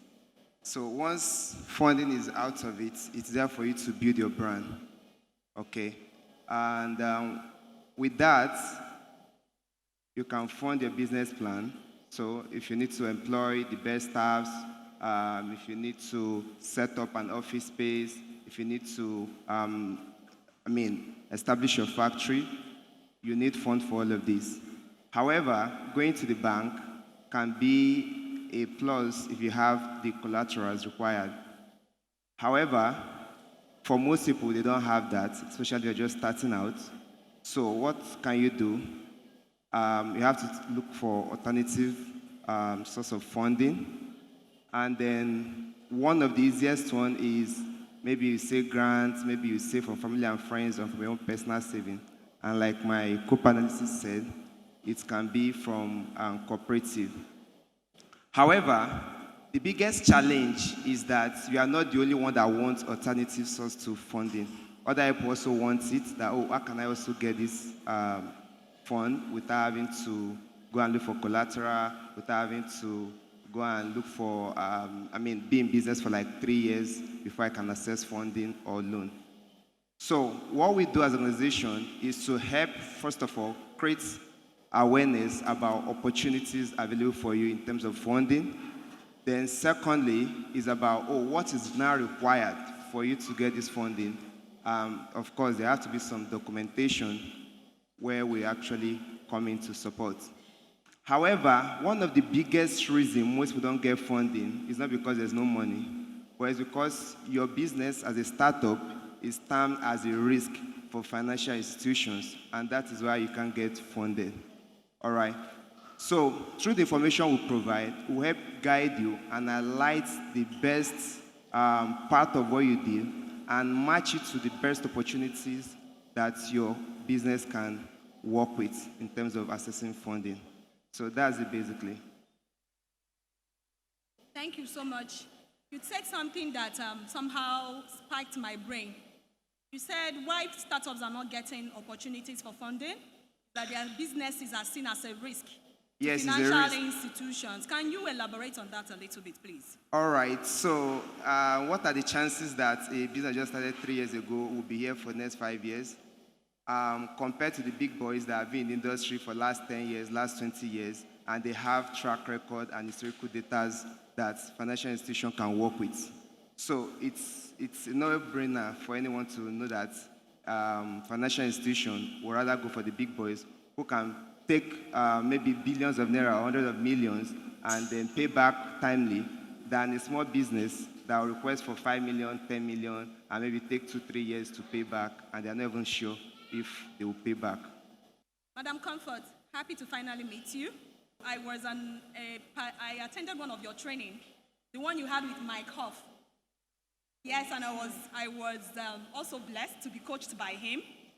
So, of course, I know deal room is the real deal. Sure. Yeah. All right, that's interesting. Yeah, so I'm expecting a lot from you today on this panel. So we would like to know that someone who has been in training, someone who gives startups opportunity to come and pitch their businesses and possibly have opportunity of meeting investors, because I know you do that on deal room too. I know you will have a lot to say about alternative ways of financing enterprises. And I would like you to share what your organization do for women, especially in this area. All right, thank you. Thank you, everyone, and thank you for the organizers for organizing this. Okay, so the question specifically is what we do in the deal room. We do two things. We prepare and connect businesses, startups, and project owners with investors globally. We prepare you, and then we connect you. Now, my experience, by the way, I'm an investment banker, so been in investment banking for over 10 years before going into consulting. I realized that one of the challenges for funds in Nigeria, so there's money in Nigeria, trust me, there's money in this country, but the challenge is the businesses are not prepared to access them. So as I speak in the deal room, you have over 100, 200 investors, really, who are looking for businesses to support by investing within and outside Nigeria. But the truth is, ask yourself a simple question. Is your business investor ready? Is your business investor ready? Do you know if your business is investor ready? That is what we do in the deal room.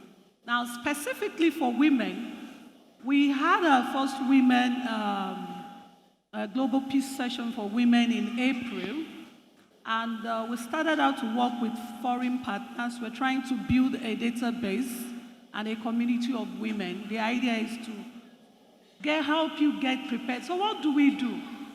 We check what you're trying to do. Now, there's a challenge with a lot of women in Nigeria. They don't have the ability to keep going. Your bandwidth for staying on the course is very low. So women, naturally, maybe they're giving birth. It's happened to me, but I'll tell you what I did. Or they got married, or a husband, or the culture is not allowing you move. Actually limits how far you can go or we can go in this country. But there are other things you could do for yourself. At least get to somebody who can help you look at the idea, look at the business where it is, and say, this is what you want to do. Or this is what you should do with that business. So that's what we do basically in the day room. So for every woman here, at the end of the day, just go up there, give us your code. Give us your number. Let's have your details. There's a community of women we have. We'll have monthly programs where we help you look at your business, look at your sector, and then decide exactly what you should do to your business to make it investable. The other thing I wanted to note is this. We run businesses too small in Nigeria. So every business here is nano. Investors will not fund nano businesses. It's a waste of their time. That is why the Union Bank will say probably you get 200,000 naira when you sign up. You must think big from the day you are starting your business. You must have an idea of where it should be in the next 5 years. You can't be nano, small business for 5 years and expect anybody to take you seriously. So everybody is here. I'm an SME. I need grants. Grants is an investment.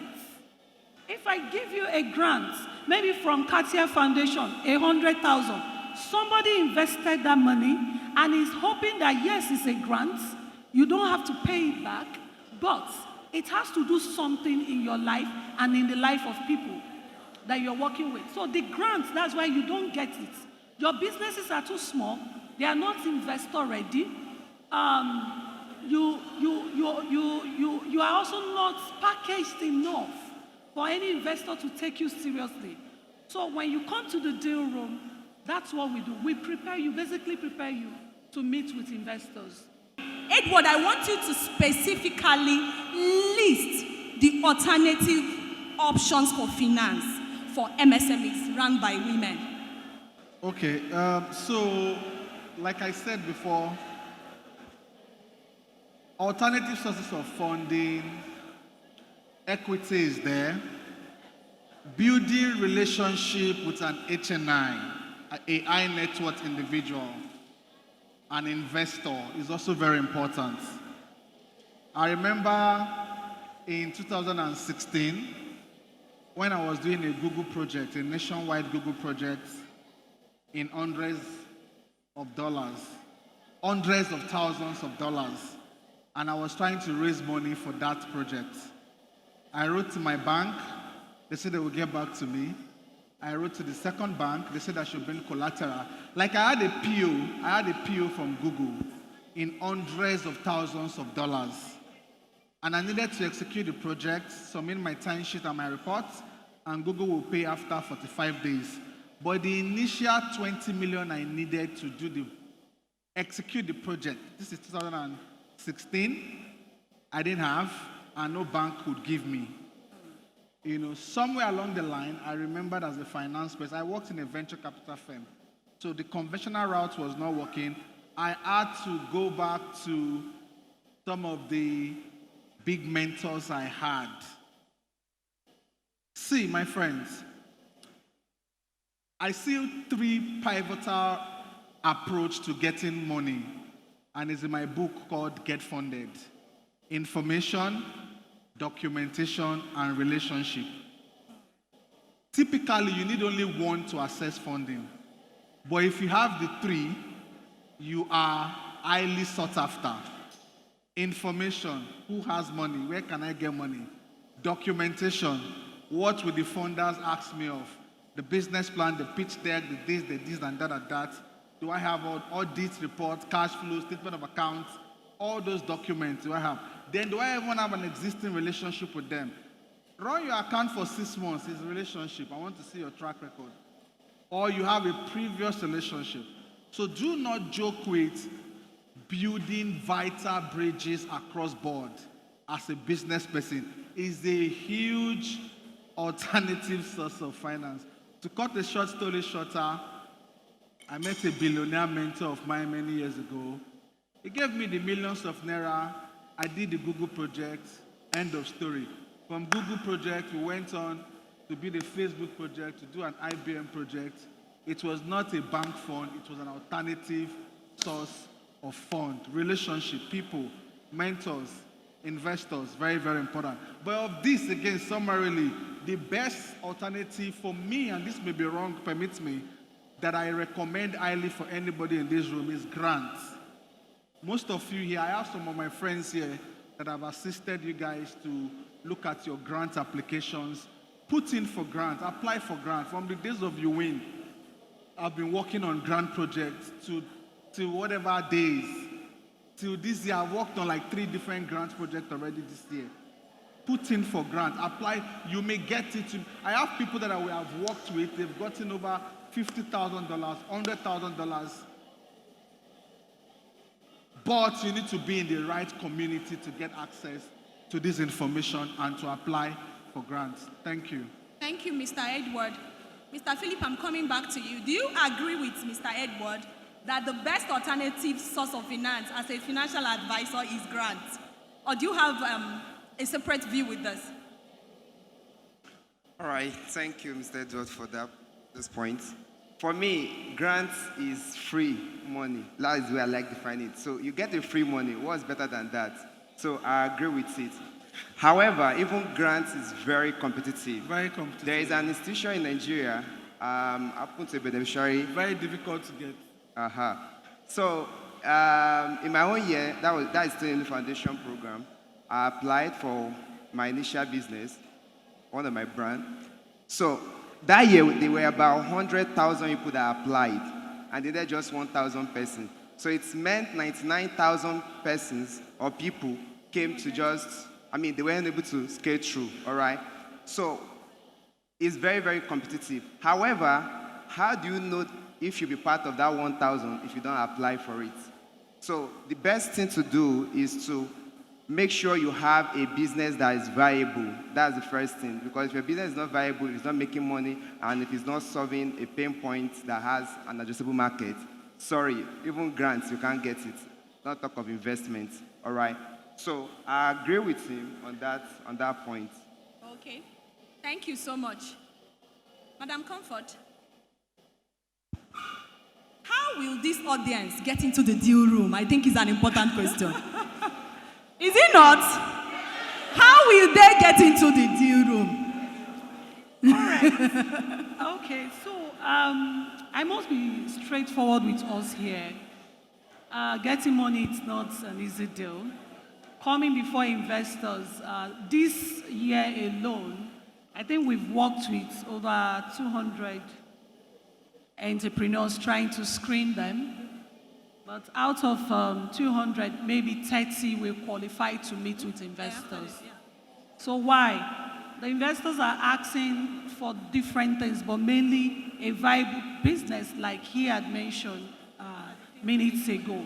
Is your business viable? You know, somebody came in here and said, I think it was Peg. He said, you should stop this fashion thing. I think we should be very original with our business ideas. There are too many people into fashion, into cosmetics, and I get them every day, and I'm like, guys, you can't be funded. There are too many of you. And when there are too many of you, the best way to get funded is to cluster yourselves and then get funding. So what we can do for people that are here today and on that WhatsApp group is to work with Belema to then create a fund of funds for you guys, like a cooperative. And then we'll screen all of you at once, and in our own case, unlike any other funding platform that helps entrepreneurs, we don't let you go. We work with you till whenever you are getting the funds. Whether it's from the banks, we work with banks, we work with finance institutions, we work with HNIs, like Edward has said. We work with your own. There are several people here that has uncles, aunts, friends of friends that can fund you. But the point is, do you have anything to show for the business? Do you have a business plan? Is it up to date? Is it okay? Is it properly written? Now, permit me to say that a lot of the time people write your business plans. I get tons of business plans every day in the deal room, and a lot of them are not well written. With due respect, as simple as how you will pay back the investor, most of the business plans do not have that information. So when you're talking to an investor, he's asking, how do you pay me back my money? Every business, whether it's from the bank, I don't envy the banks at this time, because like Union Bank, as Sterling has said, all the monies, including the AFR fund, they are all investments. Somebody somewhere gave them the money and said there's a return on investment. So every money is actually an entrepreneur. Every money you see is working like an entrepreneur. So like you are looking for returns on your investments or looking for profit, that money is a business, is an entrepreneur, is also looking for money. So you need to actually get beyond this level. So, like I said, we can only work with Belema to screen you. That's what we call it. We want to check whether you are viable and investable. If you are viable and investable, we'll match you directly with investors that can fund you. By the way, there are different actions you need to take as a small business. You need to join business membership organizations, somebody that can give you credibility. You need to work with your family and friends. The money you are looking for, if you're looking for less than 5 million, you'll be shocked that if you come up with, I just finished reviewing a business plan last night. And before that business plan was done, because there was a draft already, he took it, the entrepreneur had taken it to his friend, who happens to know the MD of a bank. And in the meeting, they just asked, do you have a business plan? And he said yes, but it was half done. He showcased it, and they are talking. Thank you. Thank you so much for that. I don't know if somebody heard what I heard. She said, if you are in Mr. Belema's WhatsApp group, that they are going to come together and help your businesses get access to finance. And we are not clapping. I think that is why we are here, Abi. Money is the matter. So please, before we start taking your questions, my last question to one of the panelists is going to Mr. Edward Esiene. Edward, what are the things that these financial institutions, investors are looking for in grant proposals? Okay. So before I answer that, let me just speak to something. So I know Comfort, we work together a lot. She's an action lady. She has a strong equity background. And sometimes in my office, whenever I have a transaction, I'll just share with her. Hi, Comfort, I have this something, this client needs this amount of millions, so can we do it? You know? And boom, boom, boom, boom, boom, we'll pull it over. Money approved, money disbursed. You know, so sure. So we can take our word to the bank. No, confirm. Amazing. We've done some good businesses together. So let's go to grants again. Qualifying for debt like bank, they typically have all the ratio analysis at the back, you know. So as a BDSP, I work with a lot of banks.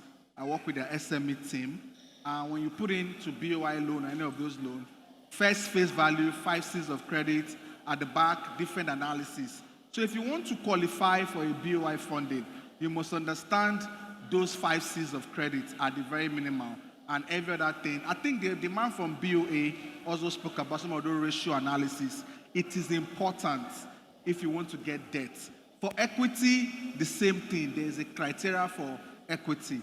For grants particularly, let me give you these 5 pointers and I'll be fast. Innovativeness of the idea, okay?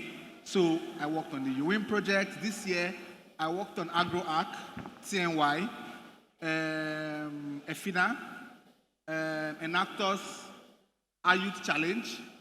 As a judge, as a reviewer, with different marking scheme. So when I tell you that if I do your grant for you, not that you will get it, we don't promise that.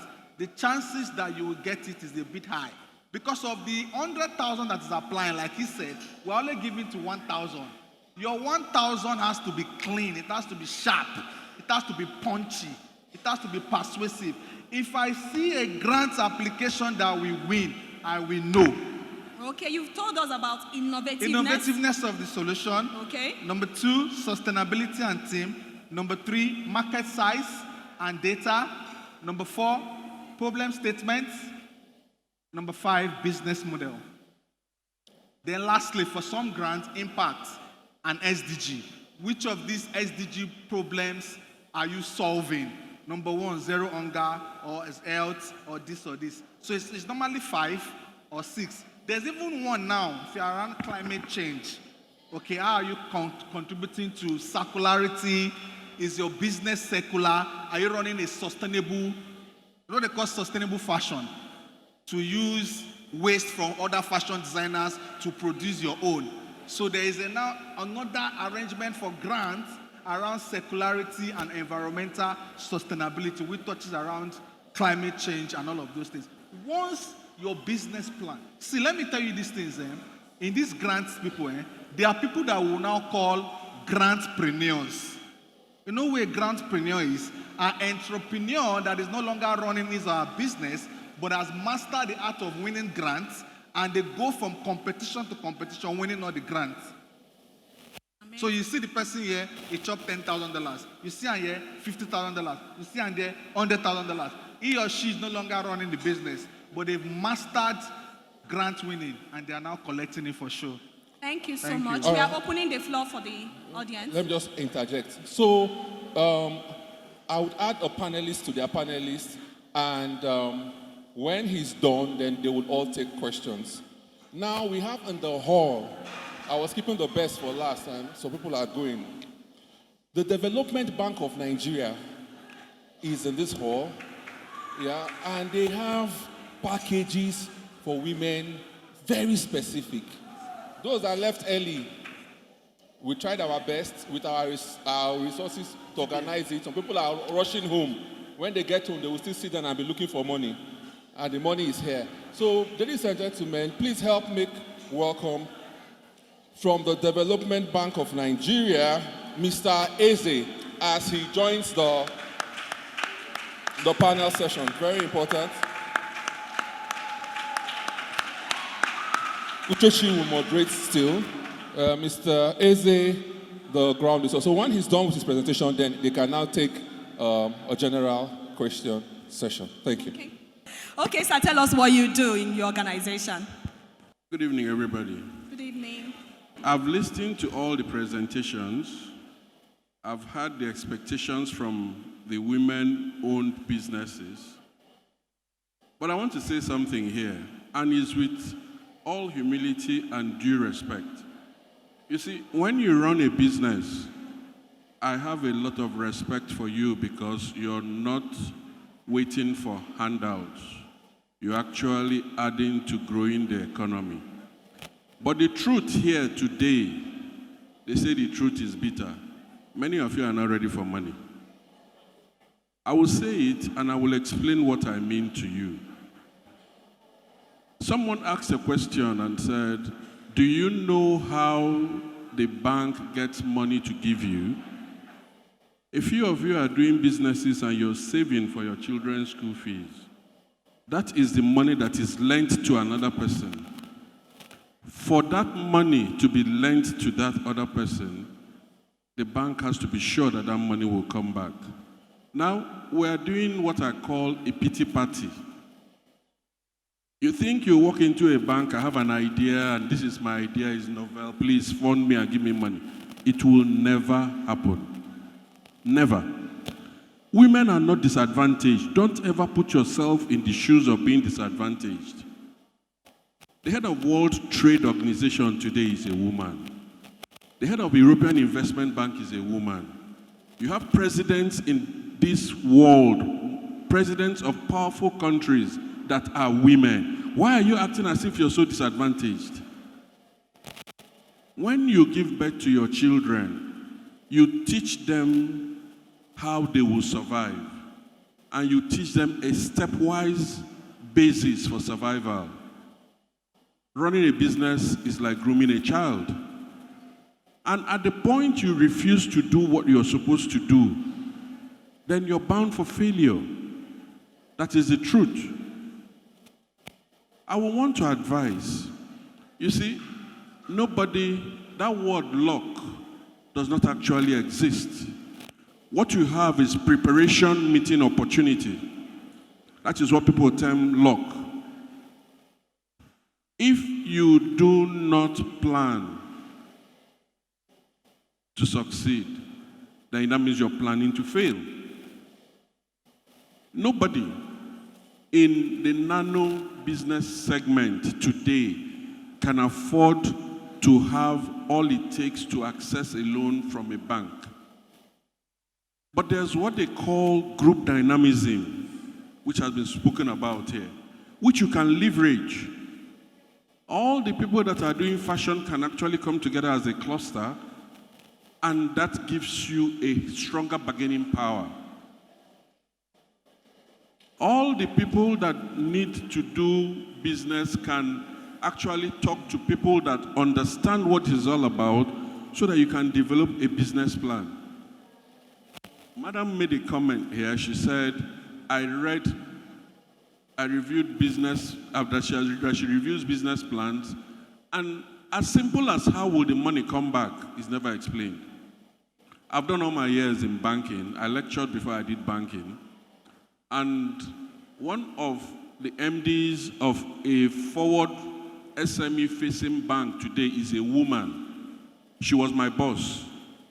And I remember what she always said whenever I had a credit. She said, Eze, as long as you're able to tell me how my money will come back, you will get approval. And that was the first question I always ask my customers, how will this money be paid? Now, there are different ways in which the money can be paid. If I can demonstrate even as little as 2 ways in which that money will be repaid, I always got approval for those loans. Don't wait to hear what people will say in line of what your disadvantage is. That's not going to help you. You're not going to get the money. That was why I used the word pity party, I'm sorry to say, but it's not in that sense. But it's to bring you back to reality, to understand that you're here for serious business, and what you're here to do is to get what will help you. Development Bank of Nigeria was set up by the World Bank and 5 other entities: African Development Bank, the World Bank, European Investment Bank, KfW of Germany, and AFD of France. Why was this set up? Nigeria has a population of 200 million.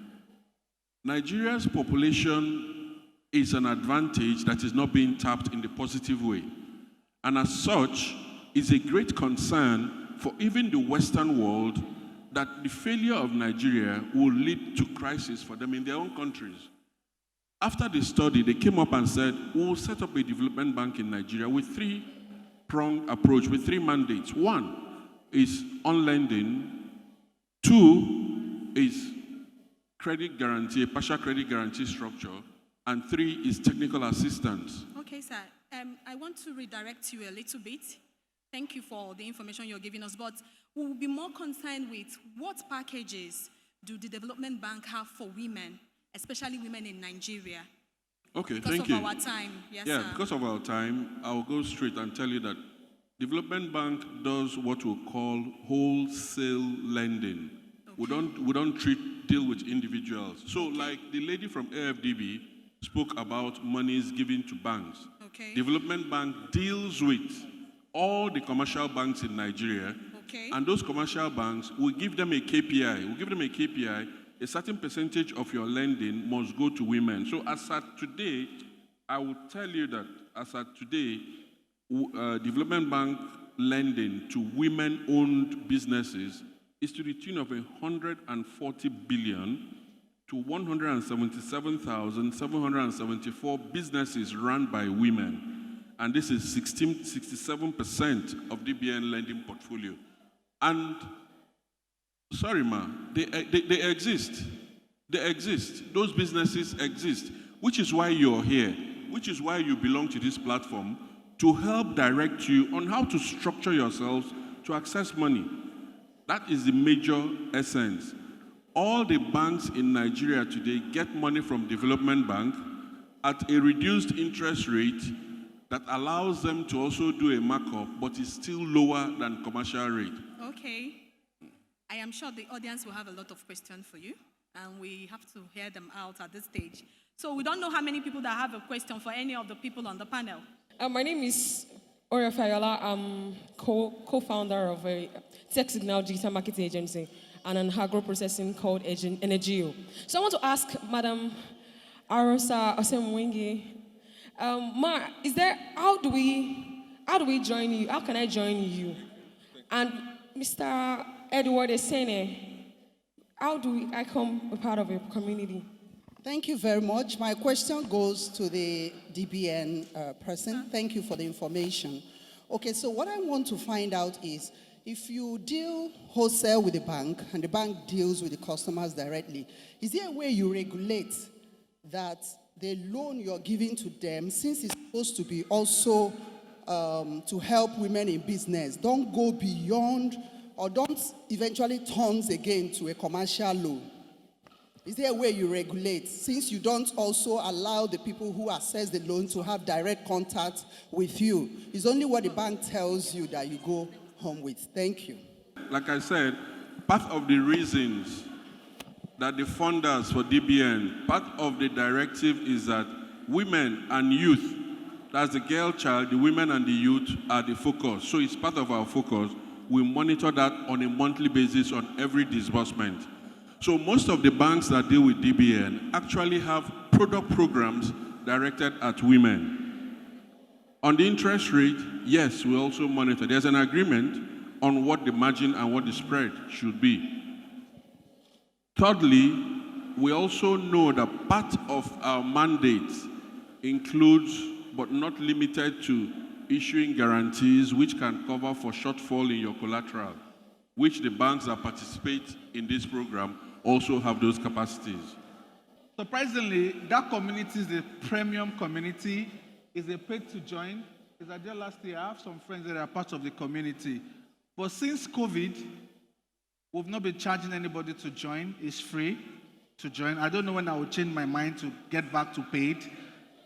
But since 2020, it has been free to join. Then again, it used to be a one-on-one session, But because that was becoming overwhelming, it was not wise.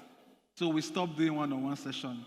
What we do now is to aggregate all the grant opportunities. We publish it in the group. And once we have a critical mass of individuals that want to apply, that need to apply. Man, this year, I have people who don't chop grants, different grants. I cannot mention let me them. give a testimony. Hold on. So, hold on. Belema will tell you how to join. What we do now is to now do the aggregate. We do a grant session. We did an AWE session this year for American women in AWE now. How many of you applied? So group. Belema will tell you. So that's why you have to register outside with your WhatsApp number. If you put a number outside that is on your small phone, you will not be able to join the WhatsApp group. Please, all of you, register outside with your WhatsApp number. Let me give you a testimonial from what he said. From that accumulation, I saw a grant application. I gave it to my programs officer to apply, right? It's a Google grant, but it was not for money. It's just to publicize us on the Google platform. Yes. So some grants, sorry, but let me just chip in. Some grants are off this slide to Edward. Some are training, some are access to markets, some are capacity building or mentorship. Again, last caveat for me, if it's a grant that I'm a consultant on, I'm a marker, a reviewer, an assessor, I won't be able to work with you because that will be conflict of interest. I already have the marking scheme. So if I'm a marker and assessor on a grant, I cannot open my mouth, PEM, and tell you, Sheba, ma Sheba. Thank you, Edward. I'm I'm going somewhere. After we applied, that was about a month ago, they said, okay, we can attend, we forgot about it. And I got a call. Today is Sunday. I got a call on Tuesday. Google was giving out monies, but they were giving out monies to only those that were on a certain platform, a Canadian-based platform. And they searched for all my company brands. They saw Engage on it. How did Engage get on that platform? Because of that other application we applied for that said will give us exposure. And if you were not on that platform, that Canadian platform, you cannot access, and you will never know about that Canadian platform. I went to the platform. There's no way you can register on that platform to receive a grant. There's no way, right? It was automated from Google. So because of that opportunity, now we're able, I had to go back to the platform. I didn't even know. I had to go back to the platform, update my profile, and now I'm waiting for Google's money. So you see, grant is very important. And it's important you are in our community, right? You were supposed to answer a question. She said, how we should get into your community. I think it's just to go upstairs. Okay, it's not difficult. Yeah, just go upstairs. Go upstairs, that's they'll all. tell you what the processes are. It's not free, but it's not too expensive. We screen you. But for women that can't afford it, we'll work with Belema to come up with something. DBN, I know you have some more to say. So I want to give you were talking, they said they've given 140 billion to women businesses. Please, are you part of it? Wahala. So that's why I have him, right? I would ensure that women from this group access those DBN funds. Are you getting me? That's why we are together. But like he has said, the mentality has to change. Nobody will throw money at you. You must run a structured business. You must have a bank account. You must be registered. If you don't have those things, in my group, I will tell you I can't help you. Right? The banks must deal with serious. You must want to collect the loan to pay back. Don't think it's government money is free. It's wrong. If you collect and you don't pay back, they can't give to the next person. Right? So these are things, the mentality must change. DBN, 3 minutes, because I know I'm coming back to DBN next year. So let me give you a lot of time. So you give a good report for me. My dear ladies, I want you to know that the world today is rigged to favor women. Every project, every funding has a female and a girl child component. You must explore what has been given to you, and that exploration must come from the inner recesses of your heart to plan businesses along the lines that you'll be mentored. And if that happens, like I said earlier on, show me the way that the money will come back. You will have your money, you have your access. DBN, for next year, I know that the budget that we're looking at is like double of what we did. That's what we're looking at for next year. Now, one thing you need to understand is, as you're making your plans, someone who spoke earlier, I think the politician, talked about macroeconomics. There are some variables you don't have control over. When you're making your plans, make sure you recognize that these variables exist. And in recognizing that they exist, always include how you intend to surmount those variables. You're either scaling up or you're looking for alternatives. Those are the things that will make your plans and your business plans very successful. Thank you. Thank you very much. A round of applause for them, please.